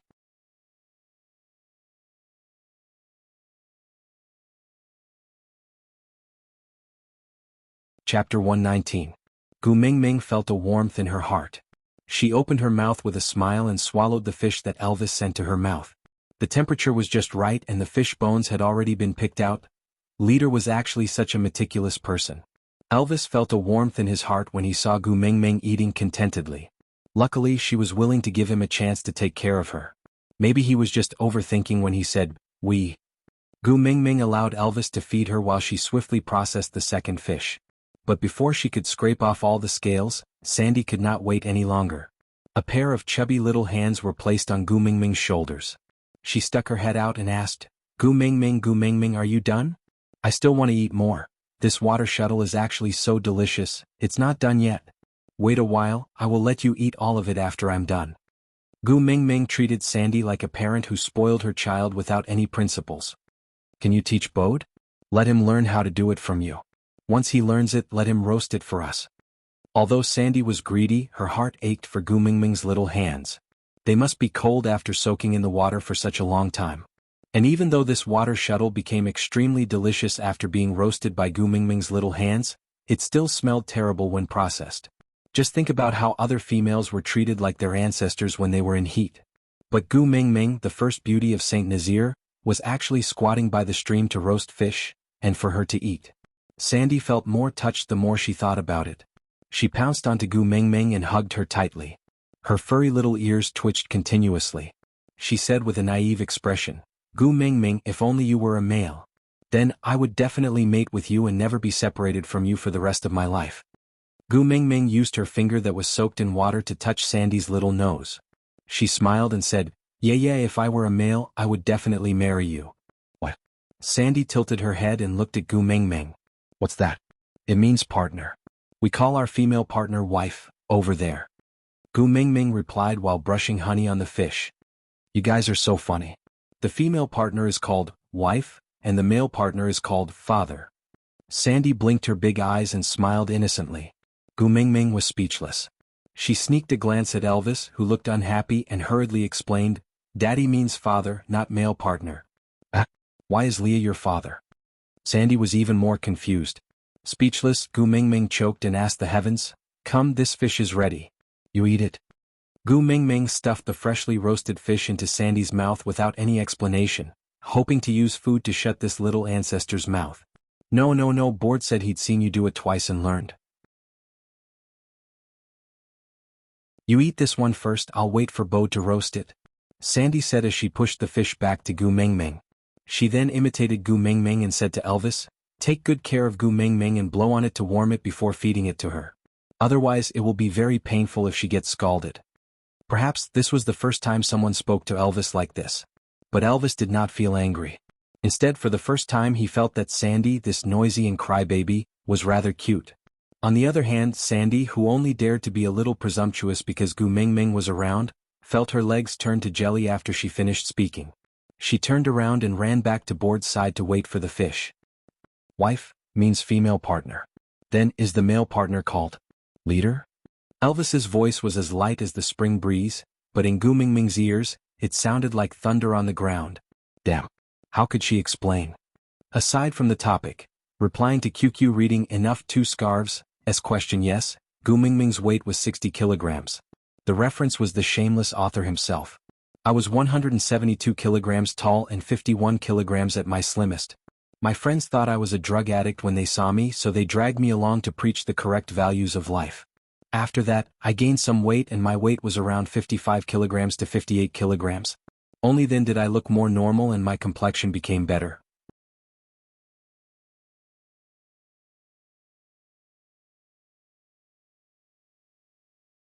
Chapter 120. Elvis looked at Gu Mingming's expression and already knew the answer.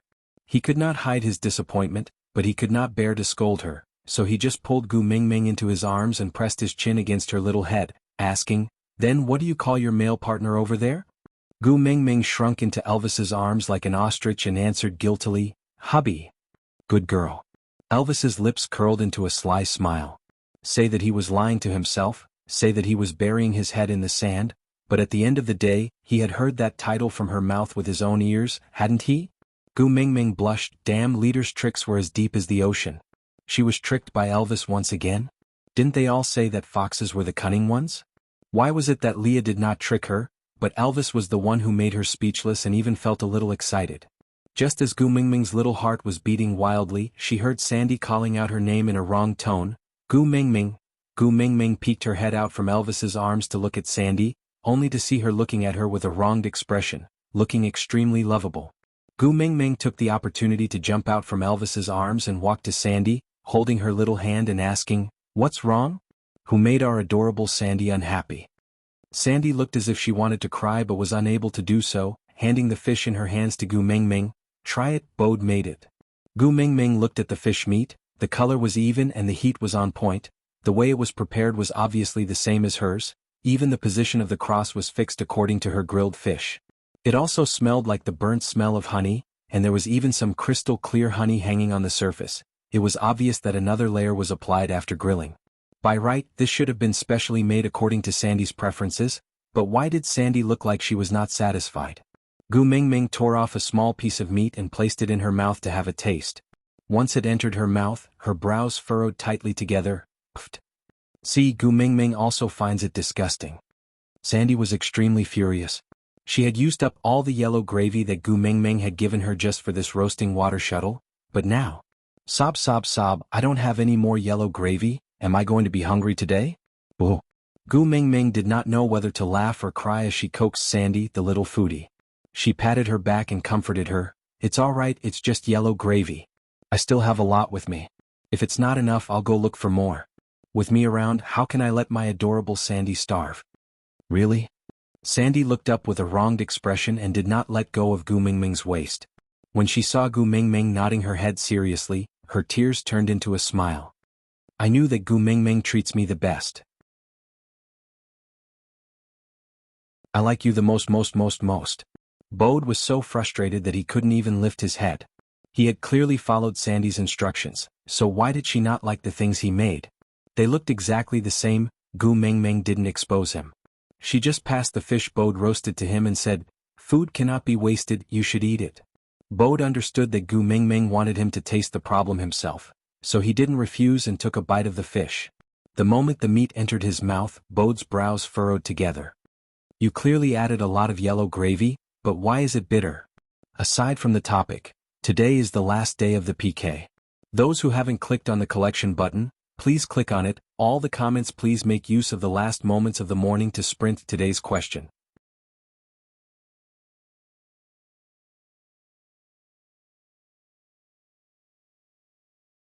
Chapter 121. Gu Mingming smiled slyly. "Eat the one you roasted first and I will tell you." Males in the beast world were not as delicate as females. What kind of tough bones had they not eaten before? This little bit of bitterness was nothing to Bode. In order to let Sandy eat delicious delicacies in the future, Bode sent the entire fish into his mouth without even blinking. He chewed a few times and swallowed it. Then he looked at Sandy with a pair of bright and piercing eyes, afraid to miss a single word.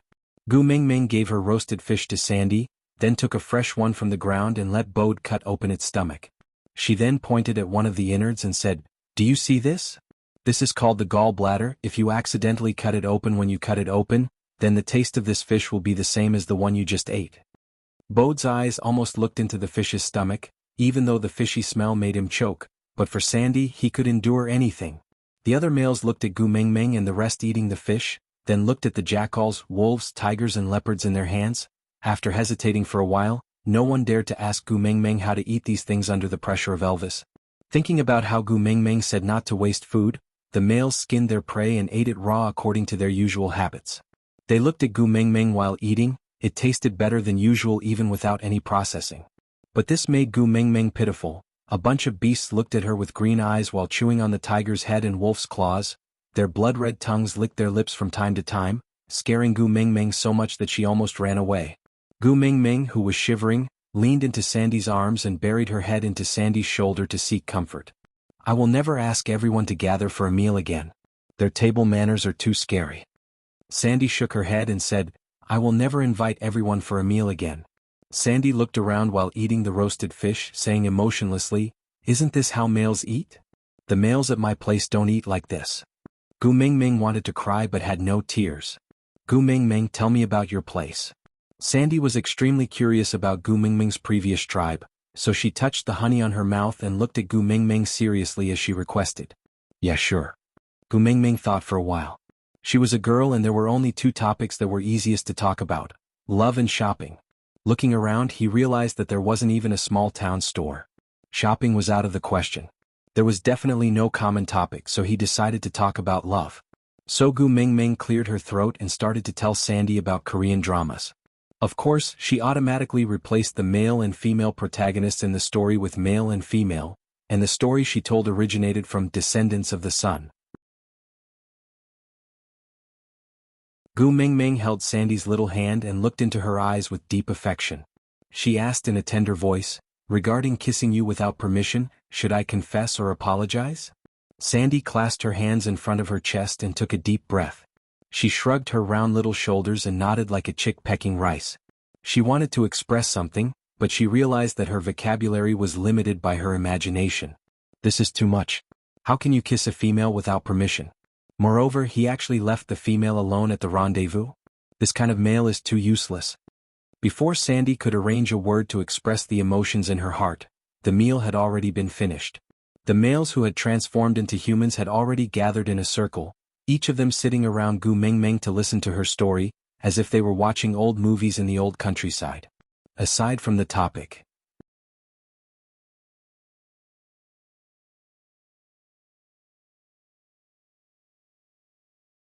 Chapter 122. The corners of Gu Mingming's mouth twitched as she laughed dryly.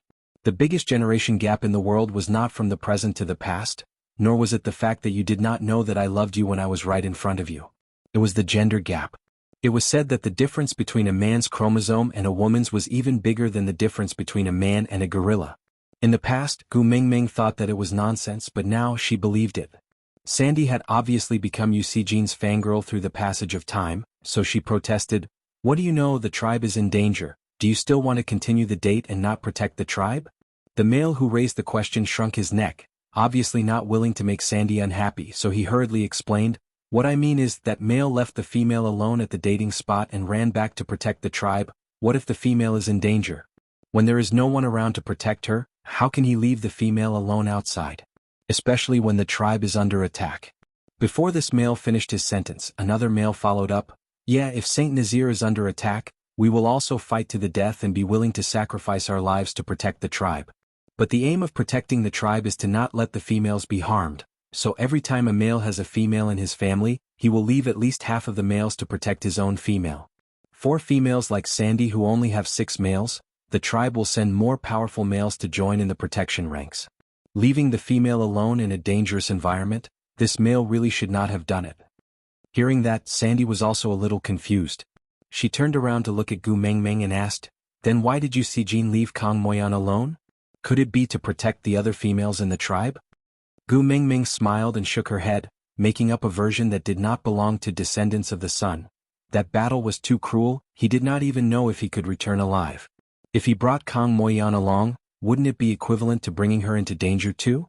Instead of dying together, wouldn't it be better to let one of them escape and survive?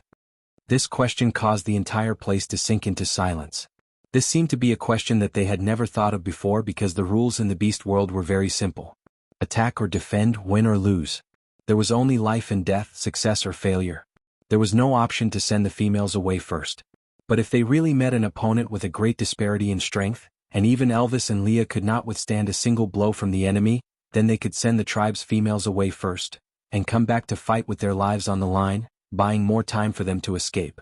As long as they could escape to any tribe, they would be well taken care of. That way. Elvis, however, felt a tug in his heart. He pulled Gu Mingming back into his arms and said in a voice dripping with blood, "The reason why you're still not announcing your first partner is because you're waiting for him to come back, right?" Gu Mingming's spine stiffened, completely unable to keep up with Elvis's pace. "Wait for who?" "Your original tribe met with a strong enemy. In order to protect you, he sent you away first and let you escape alone, while he went back to delay the enemy to buy time for you. That's why you appeared in that pond alone and was met by me, right?" Elvis did not even dare to look at Gu Mingming's eyes. His heart was in so much pain from being torn apart. It had nothing to do with jealousy, nothing to do with family status, it was just that his heart ached for her to encounter such cruelty in her original tribe. Aside from the topic, this is the last chapter of the PK period. The PK will end this afternoon. Once the results are out, I will immediately share the results with everyone through the author's post. No matter what, thank you all for your support along the way, helping me to comment and come up with questions for the past few days. It's been hard on everyone.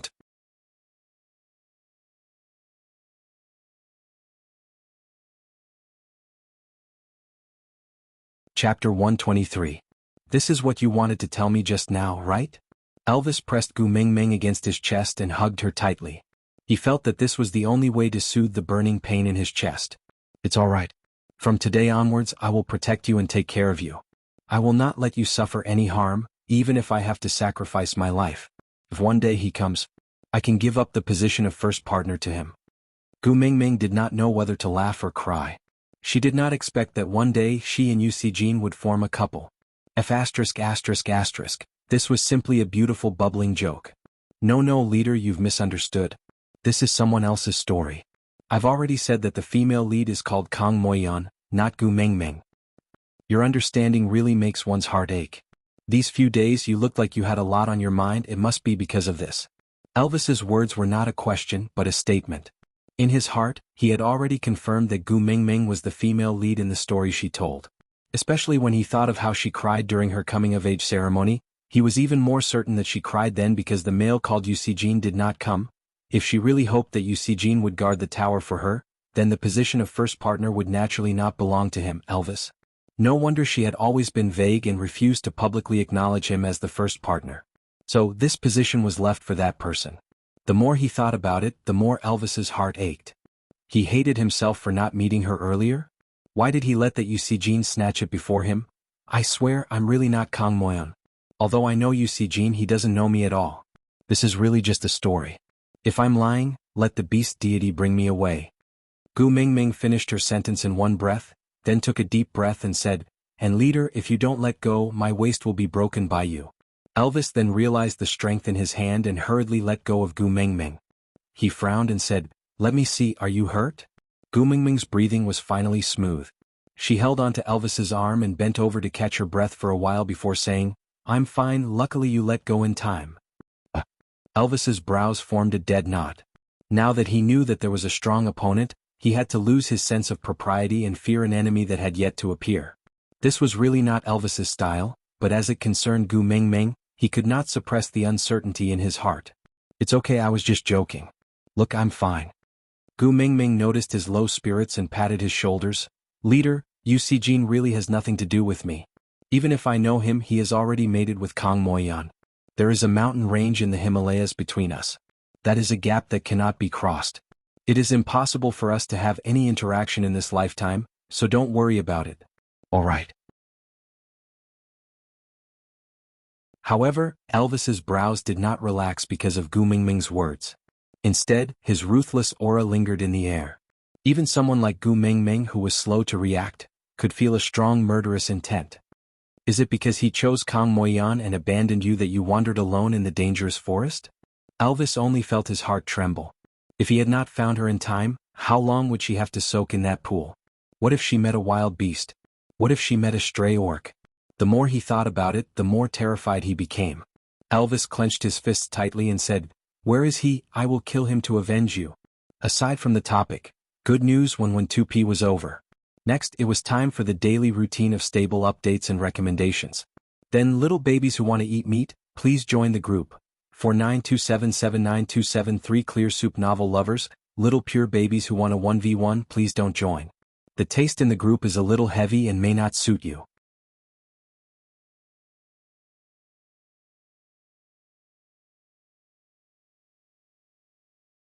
Chapter 124. Gu Mingming was dumbfounded and only understood what was going on after a long while. She immediately rolled on the ground and burst into laughter, so much so that a pig squealed. Elvis was a little dazed by her laughter, but his anger gradually dissipated with her laughter. Leah rushed back after treating Adali's wound but was stopped by Nina's partner on the way back to treat the wound on Nina's neck and Quentin. Leah could tell that Nina's injury was caused by Elvis at first glance. In the past, no matter how angry he was, he had never really hurt a female. This time he was forced to the point that he could not hold it in anymore. Nina must have provoked Gu Mingming. Thinking about this, Leah secretly added some yellow root into the medicine that he applied on Nina. Seeing Nina crying out from the spiciness, Leah just smiled like a deity and thought to himself, "Serves you right for provoking my Gu Mingming." But after he finished, Leah was stunned again. He actually intervened in the affairs between females? And in such a childish way? Ha! Gu Mingming's influence was really not to be underestimated.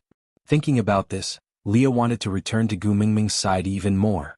Even if they had not mated yet, his instincts told him that being by her side was his home. When he rushed back, he saw Gu Mingming rolling on the ground while laughing so hard that she could not straighten her back. He did not even know what she was laughing about, but the corners of his lips curled up on his own accord and his gaze turned soft like a puddle of water. Leah walked to Gu Mingming's side and carried her up from the ground. He patted the dirt off her while saying, "What made you laugh like this? Tell me about it too." "Daddy Leah." Gu Mingming's cheeks were sore from laughing so much that she barely stopped her exaggerated laughter when she saw Leah. She held onto Lee's shoulders and said while shaking her shoulders to hold back her laughter, "Leader thinks that I have an affair with Yu Sijin and is going to silence me now." Leah raised his brows and savored this name that he had never heard before. Yu Sijin? Yeah. Gu Mingming still could not hold it in. The more she wanted to stop laughing, the more she wanted to laugh. She turned into vibrating mode in Lee's arms. Leah looked at Elvis and said gently, "Together?" Finally, Gu Mingming burst out in laughter once again. The entire sky above Saint Nazaire reverberated with her laughter. Ha! When Gu Mingming was finally done laughing, she forcefully waved her hands and said, "What do I have to say to make you believe that this is really just a story? It has nothing to do with me." Elvis and Leah exchanged glances before nodding. "As long as you say it, we will believe you." No matter how suspicious they were, even if Yu Sijin appeared before their eyes, as long as Gu Mingming said no, they would believe it. Gu Mingming shook her head and sighed. It was obvious that the two of them did not believe her but were stubborn. But it couldn't be helped. You could never wake someone who was pretending to be asleep, could you? As long as you believe me, as long as you believe me. Gu Mingming thought that time would prove everything. Since she could not explain to them what a television series was, she could only let time dilute everything. After a while, when the legendary Yu Sijin did not appear, they would naturally forget about it. Gu Mingming jumped down from Lee's arms and prepared to roast another fish for Leah to eat. But the moment she pulled Lee's hand, she smelled a familiar scent. Gu Mingming stared at Leah with her innocent and clear doe-like eyes. She raised his wrist and asked, "Daddy Leah, hurry, tell me, what did you touch just now?" Aside from the topic, thank you to the little baby from Xiaoxiang Academy, Obedient 54264 Lei, for sending flowers during the PK period in reply to QQ reading, so we all understand our own fate. Baby, I saw your answers and they were all correct. This proves that you are a little baby who reads novels seriously. But I don't have a back end at QQ reading, so I can't set up a reward. I'll give you a love hug as compensation in reply to QQ reading, Gui Ku. Lee's original form is a snow fox and has nothing to do with unicorns.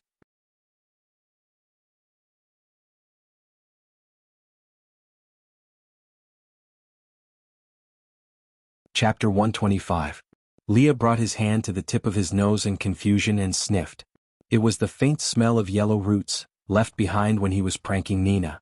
His deep gaze was filled with uneasiness. Could it be that Gu Mingming found out that he had interfered in the affairs between females? Lee's expression did not change, but he started to feel uneasy inside. He said calmly, "Yellow roots. Where is it? Is there more? Give me some, please." Gu Mingming held onto Lee's forearm tightly, and with every short sentence, she got closer to Leah. By the time she finished her last word, her entire body was almost stuck to the tip of Lee's nose. Leah was a little overwhelmed by Gu Mingming's sudden enthusiasm. That yellow roots was not a rare item. Why was she so anxious about it? But since she liked it, why couldn't he dig out the back mountain of Saint Nazaire? "Yes, I have as much as you want." Leah smiled gently and rubbed Gu Mingming's little head. Then he consciously transformed his white and fluffy big tail and swayed it in front of Gu Mingming. Then he accidentally let Gu Mingming pounce on him, and that big tail was hugged by Gu Mingming half-willingly as she stroked it back and forth. Leah did not mind that Gu Mingming's hands were stained with the fishy smell. He just watched her play with indulgence and pampering while building a new fire by the stream with Elvis. Then Elvis handled the raw fish while explaining Gu Mingming's method to Leah. Leah referred to Bode's diligent roasting process at the side, and combined with Elvis's description, he tried to roast a fish. He tore a small piece of fish meat and sent it into his mouth. Yeah, there was no strange taste, so it could be given to Gu Mingming. Gu Mingming, come, open your mouth. Leah blew a small piece of meat without the fish bones until it was warm and sent it to Gu Mingming's mouth, who was having a great time playing with a tail. Gu Mingming opened her mouth obediently. Once the fish meat entered her mouth, Gu Mingming's eyes lit up and her innocent big eyes were filled with surprise. She looked at Leah and praised, "Daddy Leah, you're really a master chef. This fish is crispy on the outside and tender on the inside. The combination of the honey and the fish is just right. It's the best in the world." If not for the fact that she was hugging Big Tail and had no time, Gu Mingming really wanted to give Leah 10086 likes. Leah especially enjoyed Gu Mingming's exaggerated praise. No matter how many times he heard it, he would always enjoy it. So, he handed the roasted fish to Elvis and let him feed Gu Mingming, while he turned around to deal with the second fish. His Mingming was really too skinny. Since it was what she liked to eat, he would prepare more for her. She had to admit that Lee's hands were really fast. In the time it took for Gu Mingming to eat half a fish, he had already roasted 7 to 8 fish. Gu Mingming was in awe of Leah, who was looking at 7 to 8 barbecue grills at the same time. Was he a newbie who had just come into contact with fire? He must be a new graduate from New Oriental. But when Leah placed the 7 to 8 large fishes in front of her, indicating for her to eat, Gu Mingming was petrified. "Daddy Leah, I'm full." Leah frowned and pursed his thin lips, asking, "You ate so little?" Gu Mingming nodded, indicating that her appetite was only so big. She had already eaten half a fish, which was at least 1.5 caddies. Firstly, she was very hungry today. Secondly, Lee's culinary skills were really not bad. Moreover, the original fish tasted fresh and delicious. If it was any other time, she would not be able to swallow so much. Aside from the topic, thank you Baby Yu Xingmeng for the diamond. Congratulations to Baby for becoming the first Tong Xing in this novel. After the 112p, it was time to wait for the recommendation process. During this period, Jean would ensure a stable daily update, until all the recommendations were completed. The editor originally said that it could be published now, but because Jean had promised her babies that she would let Elvis take up the position before it was published, so that everyone could eat more meat. So after discussing with the editor, the result was an inverted V of 300,000 words for this novel.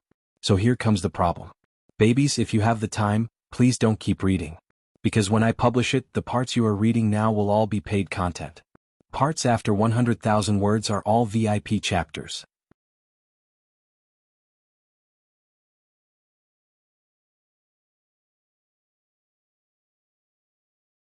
Chapter 126. Leah did not force Gu Mingming and just said, "Then I'll bring these back and you can eat them later when you're hungry." Gu Mingming waved her hands and said, No, the fish won't taste good when it's cold. You and Elvis have been taking care of me all this while and you guys haven't eaten yet, you two should eat it." Elvis and Leah looked at the fish and then at Gu Mingming, thinking that there were so many of these in the water that even if everyone in Saint Nazaire ate them together, they would not be able to finish them in 3 to 5 years.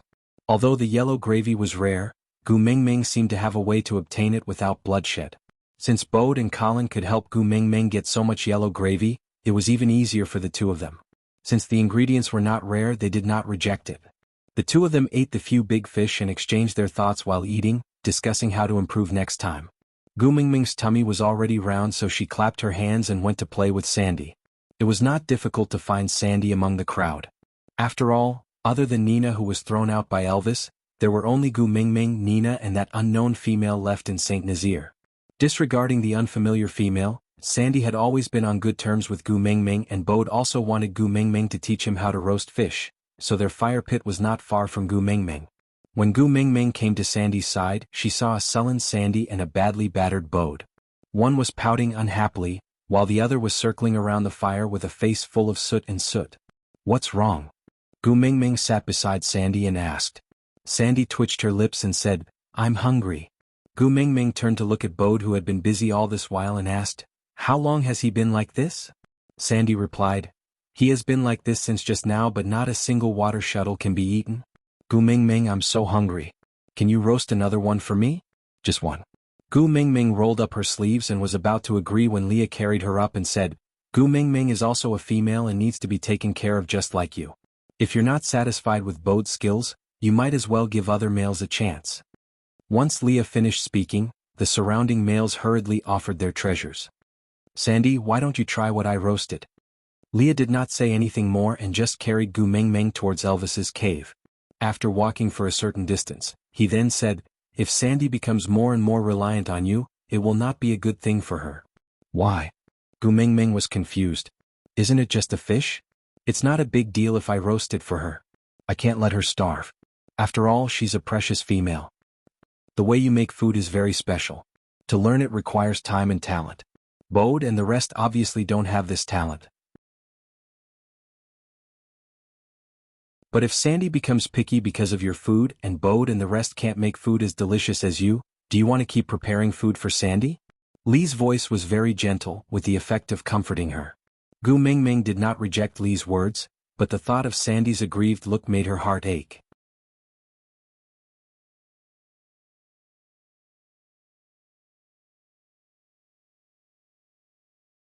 Chapter 127. No. I don't think so. Gu Mengmeng had never thought that her care for Sandy would cost her life. She was in disbelief, but seeing that Leah did not look like he was joking, she could only sigh and say, all right, I know. Then find some time to teach Bode and the rest. I feel that your skills are excellent as long as they can learn half of your skills. Oh no, as long as they learn 30% of your skills, Sandy would not have a stomach ache. Leah smiled and nodded, agreeing to it. Returning to Elvis's cave, Leah found a brand new set of clothes from the depths of the cave. The one you're wearing is dirty, take it off and change into another. Gu Mengmeng lowered her head to take a look. She was indeed covered in fish scales. She did not need to sniff closely to smell the fishy smell. Even she could not stand it, not to mention Elvis and Leah, who had an extremely sensitive sense of smell. Gu Mengmeng laughed awkwardly, took the new clothes from Li's hands and looked at it. Eh? Another new one? Where's my rabbit skin dress from the last time? I threw it away. Elvis answered easily. Gu Mengmeng's lips twitched. Threw it away? What? It's dirty? Elvis answered concisely. F******. Gu Mengmeng exclaimed, hugging the deer skin dress on her tightly, refusing to take it off no matter what. It's shameful to waste it. Clothes that can be worn again after washing, how can you throw it away just like that? Too much. What a waste of resources. Elvis and Leah looked at each other, feeling helpless towards Gu Mengmeng's thoughts. This girl did not even frown when she shared the precious yellow sauce in the beast world with everyone, but this beast skin, which could be taken anywhere, was extremely precious to her. Leah carried Gu Mengmeng up, measuring the new clothes while saying, there are only 4 females in the tribe but 127 males. Even if the females change into 5 sets of new clothes every day, the tribe still has to throw away a lot of the food and fur used. Food and fur, Gu Mengmeng recalled the food that the males ate today. Tiger, cheetah, snow fox, both of them were top-grade furs. Things that were hard to find in the modern world had become disposable items in this world. No wonder Elvis could throw away his beast skin dress without feeling the slightest bit of heartache. Gu Mengmeng's heart skipped a beat. Forgive her for being a commoner, an especially greedy commoner. Gu Mengmeng felt her heart bleeding as she thought about how she had thrown away all those precious animal skins. Cupping her hands, Gu Mengmeng looked up at the sky and let out a long sigh. Beast deity, don't bother about other people's divorce. Can you find some time to manage your people's extravagant lifestyle? What's wrong? Are you feeling unwell? Elvis asked with concern. Yeah. Gu Mengmeng nodded twice, pretending to be serious. Where do you feel uncomfortable? Let me see. Leah placed the clothes at the side and walked up with concern to hold Gu Mengmeng's little hand that was covering her heart. He wanted to see if she was injured anywhere. Gu Mengmeng shook her head and said, when I heard that you wanted to throw my clothes away, my entire body ached, especially my heart. As long as you promise not to throw my clothes away, I won't feel any pain. Leah could not understand at all what kind of illness was this. He looked at Elvis, waiting for him to make a decision. Elvis was much calmer than Leah. Thinking about how she cherished the luminous pearl, he had a rough idea of what was going on. He nodded and said, as you wish, don't throw it away, then don't throw it away. I'll dig a hole just for you to put the clothes you've worn before, how about that?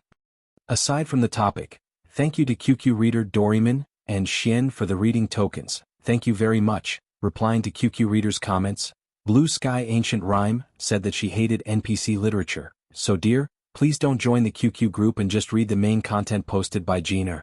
The main content is a 1v1, I'll leave the rest of the content in the group as an extra to satisfy the little babies who like NPC literature.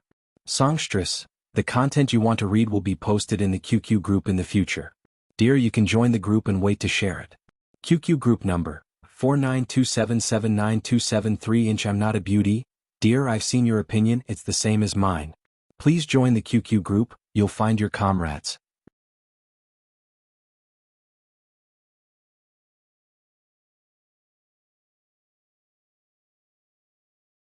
Chapter 128.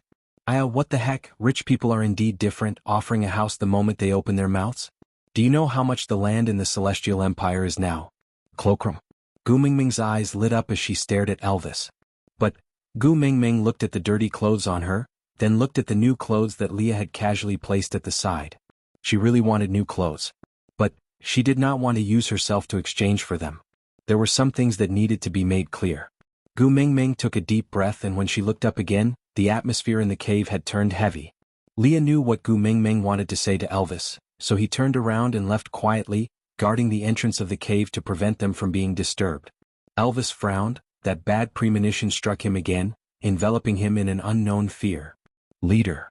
Gu Mingming opened her mouth, and after thinking for a while she continued, You know I don't belong here, the culture here is very different from the place I came from.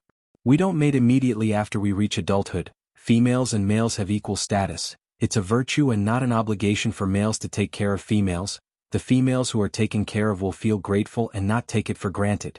Elvis listened quietly, his thin lips tightly pressed into a straight line, his heart stretched taut, afraid that Gu Mingming would say the words he did not want to hear. But in the end, Gu Mingming still said it. So, I can't mate with you, I really can't hand my entire life to someone I've only known for 3 days. Gu Mingming lowered her head, not daring to look at Elvis's eyes. Although they had only known each other for a short period of time, she knew how good Elvis was to her. But the more she knew, the more she could not make use of this liking. Indeed, what she said now was very cruel, but it was better to cut the Gordian knot than to drag things on, waiting for Elvis to sink deeper and deeper before saying, I've always treated you as a friend? That was something a green tea bitch would do. Seeing that Elvis did not reply, Gu Mingming took a deep breath and continued, If you're angry, I can understand. I should have made it clear to you at the beginning. I'm sorry for causing you to misunderstand. If it's not convenient for you to continue taking me in, I can understand. I can ask Sandy if she can take me in for a while. Elvis did not say anything, but just pulled Gu Mingming into his arms and locked her tightly, not leaving any space between them. Just now, Elvis had truly experienced the pain of a blunt knife digging into his heart. Gu Mingming's words tore at his heart, making him remember the feeling of losing her with every inch of his flesh and blood. It was so painful that he couldn't breathe. It was so painful that he didn't even have the strength to shout, I'm in pain. Elvis could not think of anything else. He only knew that if he did not hug Gu Mingming in his arms, the invisible wound on the left side of his chest could take his life. Elvis, you're hurting me. Gu Mingming could empathize with how upset Elvis was feeling because his hug made her feel the same way. His heartbeat was clearly transmitted to her through his clothes. Every single one of her senses was telling her that she had done such a cruel thing, so much so that Gu Mingming felt an extremely strong sense of guilt, as if she did not reject Elvis, but rather abandoned him, the kind that abandoned him after messing around with him. Aside from the topic, Elvis, Gu Mingming, why did you reject me? I provided food, lodging and play with you, I'm handsome, why did you reject me? Gu Mingming, your thinking is very dangerous. Elvis, what? Gu Mingming, you're attracting green tea easily.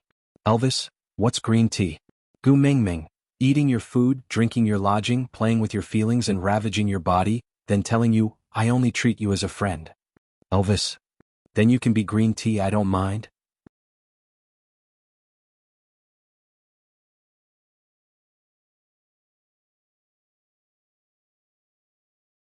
Chapter 129. Elvis heard Gu Mingming's cry of pain, but he could not control his trembling arms. He did not dare to loosen even the slightest bit, afraid that Gu Mingming would disappear like a cloud of smoke, never to be found again. Elvis. Gu Mingming could already hear the sound of her bones being hugged. She could not bring herself to criticize him, so she could only call out Elvis's name again. Xiaoming, don't leave me, Elvis said. Gu Mingming remained silent.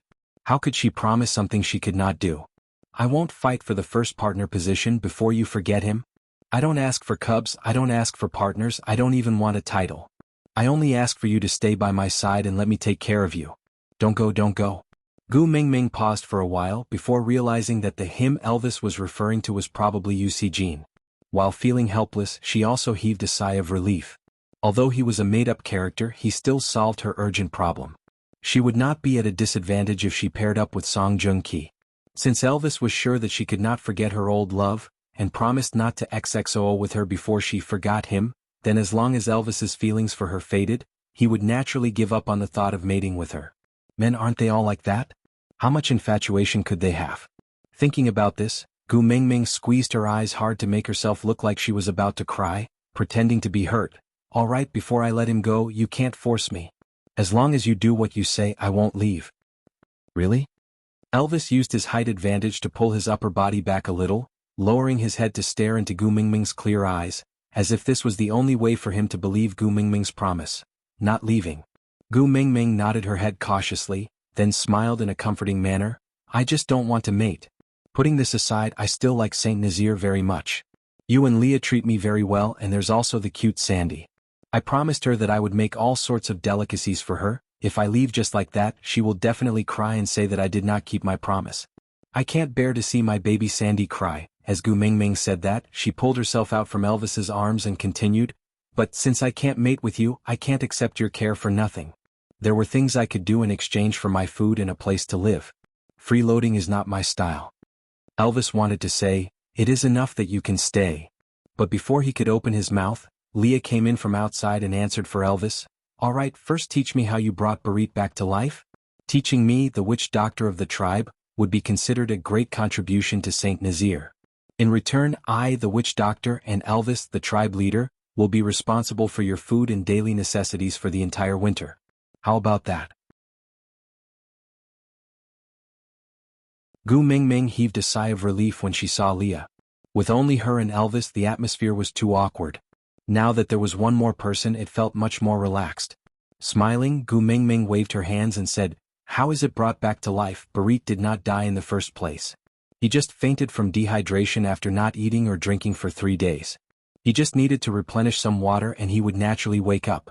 But then again, Barit's body is really strong, he could actually walk after drinking a few mouthfuls of water. If it was us, he would have to stay in the hospital for a few days to recuperate.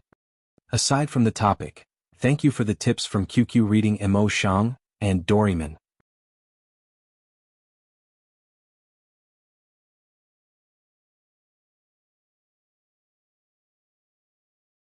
Chapter 130. The platform of the deity's punishment was rarely activated, and it was unprecedented for someone to come back to life after fainting on the platform of the deity's punishment. But in Gu Mingming's mouth, it was a small matter not worth mentioning. Leah held back his smile. Although time was short, he was already used to Gu Mingming's uniqueness. He just smiled and said, all right, since you've already taught me, it counts as a contribution to Saint Nazir. Can you stay with a clear conscience now? This doesn't count. Gu Mingming shook her head and said, this is just a simple basic knowledge.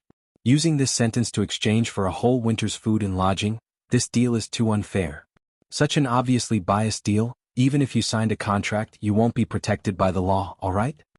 Leah did not understand what signing a contract was, and even more did not know what legal protection was. But he could roughly understand what Gu Mingming meant. It was a matter of course for other females to accept the care of males. Even if they were not their partners, they could still order them around easily without any return. In the eyes of females, ordering you around was already a huge favor. How could there be a need to talk about return?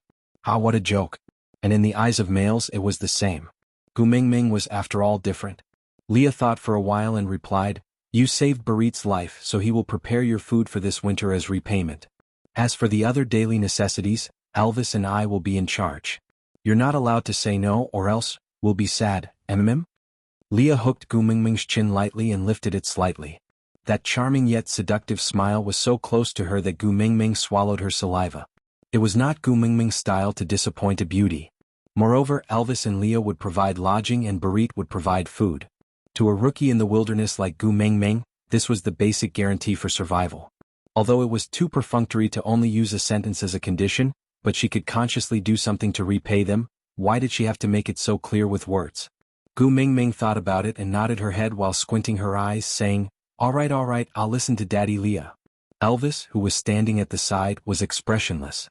He felt very uncomfortable, not knowing if it was because Gu Mingming could not bear to part with Jean, or because there was going to be one more bereaved in this family. But he could still tolerate all this as long as Gu Mingming did not leave. Elvis heaved a sigh of relief and nodded at Leah, expressing his gratitude with his eyes. Leah was clearly better at communicating with Gu Mingming. Leah returned a smile. Without words, they could clearly read each other's thoughts from their eyes. They were all males who had yet to gain Gu Mingming's approval. That unknown Jean was obviously a strong opponent.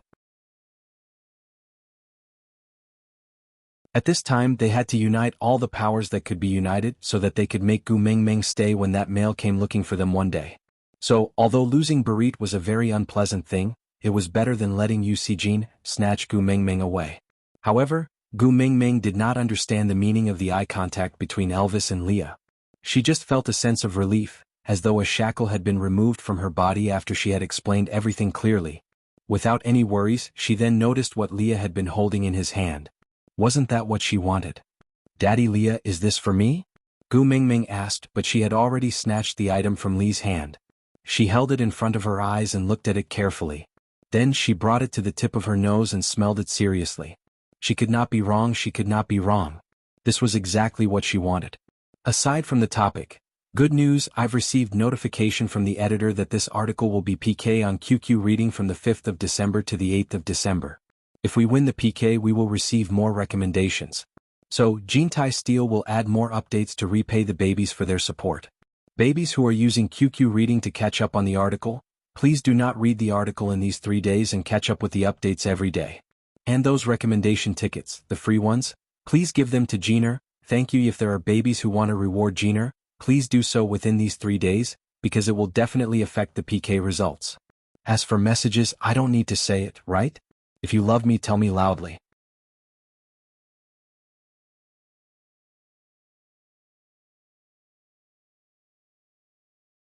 Chapter 131. Leah looked at Gu Mingming's face that was full of curiosity and could not help but smile. His gaze was filled with tenderness as he replied, yeah, the scent you smelled on my hand just now was from it. You recognize it? Gu Mingming grinned till her teeth could not be seen. She nodded and said, yes, of course I recognize it. This is Ginger. Ginger? Leah savored the word. Although the name was different, Gu Mingming did not look like she recognized it wrongly. From honey, beast to fish, she had already given many different names. As such, Leah was no longer surprised by the new words that came out of Gu Mingming's mouth. He just thought that maybe he should get used to Gu Mingming's way of addressing things and accommodate her habits so that her life would be more comfortable. So, Leah did not correct Gu Mingming's wording and did not tell her that in the beast world, this thing was called yellow root. Yeah, if you use this to cook fish, you can remove the fishy smell. When the time comes, you can cook a big pot of it. It's fragrant, warm and convenient. Gu Mingming gestured as she spoke. But as she gestured, her little face suddenly collapsed and she said, what a pity there isn't even a pot here. I shouldn't have gone to learn business management. Wouldn't it be better if I knew metallurgy? Then I would know how to forge iron and cast a pot now. Pot? Elvis continued Gu Mingming's sentence. He did not like her frowning look and could not stand her disappointment and regret. If she wanted it, he would never back down even if he had to fight with the beast deity. Gu Mingming nodded and her cheeks puffed up like buns. She said, you all ate raw meat in the past so you definitely don't need this thing. But I really need it, my stomach can't take eating barbecue every day. Where can I find a pot? I'll help you find it. Elvis said.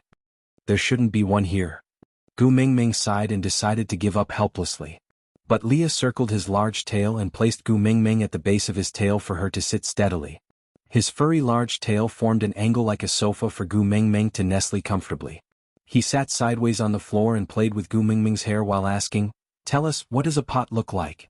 Maybe we have it here too, just with a different name?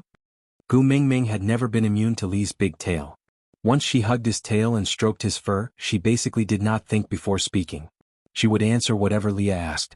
A pot is a container for cooking. It can be roasted over a fire. It's usually made of metal, but now, even if you give me a piece of iron, I don't know how to smelt it, so it's impossible for me to make a pot. Leah and Elvis exchanged glances, clearly not knowing what metal was. Elvis was confident in Lee's communication skills, so he did not interrupt and just stood quietly at the side, waiting for him to continue asking.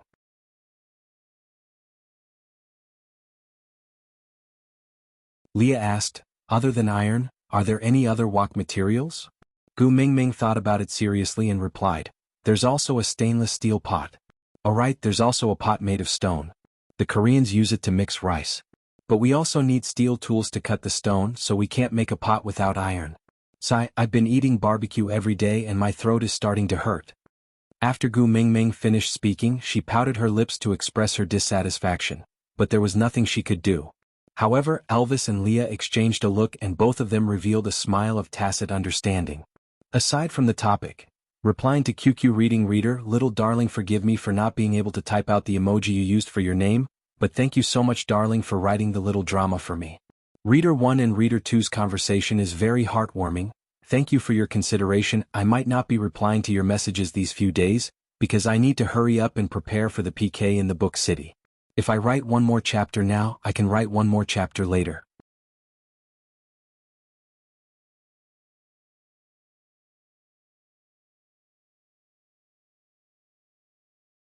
Chapter 132. When Gu Mingming regained her senses from the joy of playing with her tail, a stone pot that was similar to the one she had unintentionally described appeared in front of her. Gu Mingming blinked her innocent and clear big eyes and stared at the pot for a long time. She slapped her thigh fiercely and said, "Let's go and find Sandy to eat together." Forgive her for being mesmerized by Lee's fluffy and white large tail. She had clearly discussed the big pot with them before, and from what she remembered, Elvis seemed to have made a few versions for her to see, but she seemed to be an outsider and was completely out of it. Her heart was completely focused on Lee's large tail that was wagging. Gu Mingming only came back to her senses when Leah kept his tail. But at this moment, Elvis's big pot was already done. Gu Mingming looked at the big pot that could be used as a bathtub happily. She thought to herself, "This time, Leah will not stop me from preparing food for Sandy, right?" It was just putting more ingredients into her own cooking and sharing some with Sandy. With that thought, Gu Mingming went up to carry the stone pot out, but, ouch! Gu Mingming misjudged her own strength and used too much strength. The pot did not move at all. Gu Mingming held onto her waist and said, "My old waist, it's going to break." Leah pulled her little hand over and placed her on his knees. A pair of slender and bony hands gently pressed onto her waist area. He used a great amount of strength and said while rubbing, "You're obviously a female, but you're always trying to show off. Do you think Elvis and I are just decorations? You even want to carry things by yourself? Are we so unreliable?" "I didn't mean it that way." Gu Mingming smiled apologetically and said, "I don't want to trouble others for things that I can solve myself. Or else you guys will be bothering me soon." "Silly girl. We will never be bothering you." Leah held Gu Mingming's little hand gently and kissed the back of her hand. He looked up into her eyes and said affectionately, "It's our honor to be able to take care of you. Give us such an opportunity, all right?" Leah nodded. Gu Mingming felt that her nose was about to bleed again. She pinched her nose with one hand and looked up. "Daddy Leah, you broke the rules." Leah glanced sideways, looking at Gu Mingming with an expression of, "I'm eager to hear more." Gu Mingming said, "You can't put your devilish face too close to me. I'm afraid I won't be able to control myself and pounce on you." However, Leah suddenly smiled and opened his arms wide. He retracted his chin slightly and said with a lustful smile, "It's my pleasure, you don't have to stand on ceremony." Puff, Gu Mingming widened her eyes and pointed at Lee's feet, shouting, "Daddy Leah, you've lost your integrity." Leah looked down and there was nothing beside his feet. He shook his head and said, "There's nothing." Gu Mingming laughed out loud and pointed at Leah. "You also know that you have no morals." Leah indeed did not know what moral integrity was, but from Gu Mingming's expression he should have been mocked, right? If it was in the past, he would have maintained a calm smile and tortured the other party until he regretted being born in this world. But at this moment he only felt his heart soften. It was clearly something he should be angry about, but the corners of his lips could not help but rise along with her smile. Facing Gu Mingming, he actually did not even have the ability to be angry. Aside from the topic, babies, there are still 2 more days before we start our explosive update on the 5th. Are you guys ready?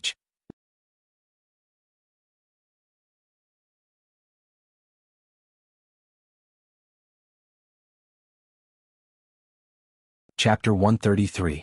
In the end, Gu Mingming brought the stone pot to Sandy as she wished. However, she sat in the pot while Elvis and Leah carried her from each side of the pot. Gu Mingming mocked herself along the way. So this was the feeling of sitting in the pot. It was clearly something she was familiar with, but when she looked at it from such a position, it still felt so novel. When Gu Mingming reached Sandy's cave, Elvis quietly stopped a distance away from the cave and handed the pot and Gu Mingming over to Leah. Gu Mingming tilted her head and asked, "Leader, aren't you going with me?" Elvis smiled and patted Gu Mingming's little head, replying, "Although I am the leader of Saint Nazir, I still have to abide by the rules of territorial division." Gu Mingming then remembered that even if they were from the same tribe, they still had the concept of territorial division. So she turned back to look at Leah, saying, "Then is it not convenient for you to go in too? Why don't you two wait here for me? I will go in and call Sandy out, then we can go somewhere else to cook." Leah smiled elegantly, "I am a witch doctor. I am not restricted by territorial restrictions. Moreover, Adali's injuries look quite serious. I can go over and take a look at him." Adali? Gu Mingming was stunned for 3 seconds. She thought for a while before recalling that it was one of Sandy's partners. Because Sandy defended her, he got into an argument with Nina and was severely injured by Nina's partner. Yes, no matter what, he was injured because of me. I should show my condolences." As Gu Mingming said that, she wanted to jump out of the pot and run towards Sandy's cave. But the moment her feet touched the ground, Leah grabbed onto her arm. With just a little force, Gu Mingming fell backwards into Lee's arms. Looking up at Leah, who was hugging her with one hand, Gu Mingming felt as if she could see countless pink bubbles surrounding them. So when the male and female leads suddenly hugged each other in idol dramas, that rotating slow-motion scene and accompaniment really existed. Adali was injured because of Sandy, not you. You don't have to care too much about him because I will be jealous. Gu Mingming nodded her head in confusion. She felt a tinge of sweetness in her heart, and the only thought in her mind was, perhaps dating in the beast world is not bad, if the other party is Leah. Leah seemed to have seen something in Gu Mingming's eyes. He could not explain it clearly, but it made his mood extremely good.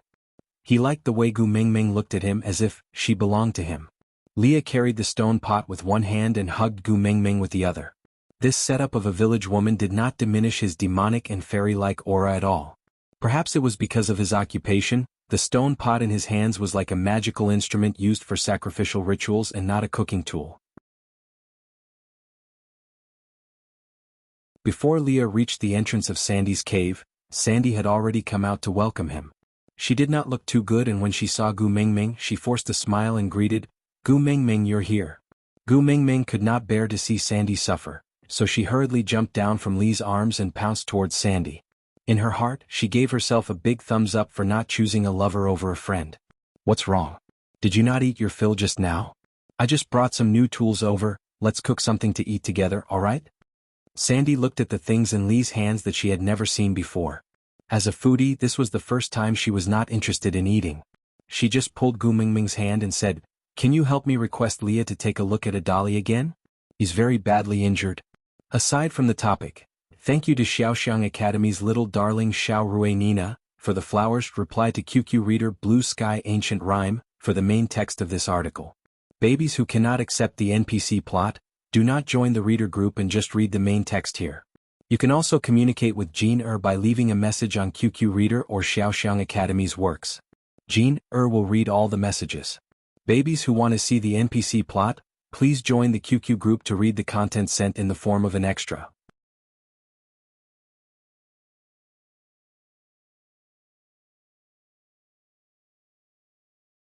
Chapter 134. Daddy Leah, let's go in and take a look. Gu Mingming held onto Sandy's little hand and turned to plead with Leah. Leah rubbed Gu Mingming's little head and said, "As you wish." "That's great, thank you, Gu Mingming." Sandy heaved a sigh of relief and a smile appeared on her face. Gu Mingming and Sandy walked into the cave side by side, with Leah following behind them. The moment she entered the cave, Gu Mingming smelled a strong stench of blood. She frowned and felt as if something was rolling in her stomach. The bloody scene from the coming-of-age ceremony replayed in her mind. Gu Mingming shuddered and a chill ran down her spine, causing her hair to stand on end. "Gu Mingming, what's wrong?" Sandy held onto Gu Mingming's hand and was the first to notice her abnormality. Leah carried Gu Mingming with one arm and used his large tail to wrap around her tiny body. He comforted her gently, "Don't worry, Gu Mingming, I'm here." Li's furry tail and the warmth in his arms successfully soothed Gu Mingming's uneasiness. She wrapped her little arms around Li's neck and nodded at his long and affectionate eyes. Then she buried her little head into Li's neck and used his unique scent to disperse the blood stench in her nose. Feeling Li's body temperature, Gu Mingming's emotions slowly relaxed. Seeing that Gu Mingming had regained her composure, Leah said to Sandy, "Ask your partners to carry a dolly out, the smell here is too horrible, I can't stand it." With that, Leah carried Gu Mingming out of the cave. Seeing the sunlight, Gu Mingming's mood finally calmed down. She looked at Sandy in embarrassment, feeling as if she was visiting a patient in the hospital and telling the patient, "I'm here to visit you, but the smell of the hospital is too strong, I don't like it, so come to the coffee shop outside the hospital and let me visit you." More importantly, the person being visited was obviously seriously injured and couldn't move on his own. However, this was the beast world and the witch doctor in the tribe had extremely high prestige. Only females would be able to receive the full attention of the witch doctor. Males would usually not need the witch doctor's attention. Minor injuries don't need to be taken care of. They'll heal in 2 or 3 days. Serious injury.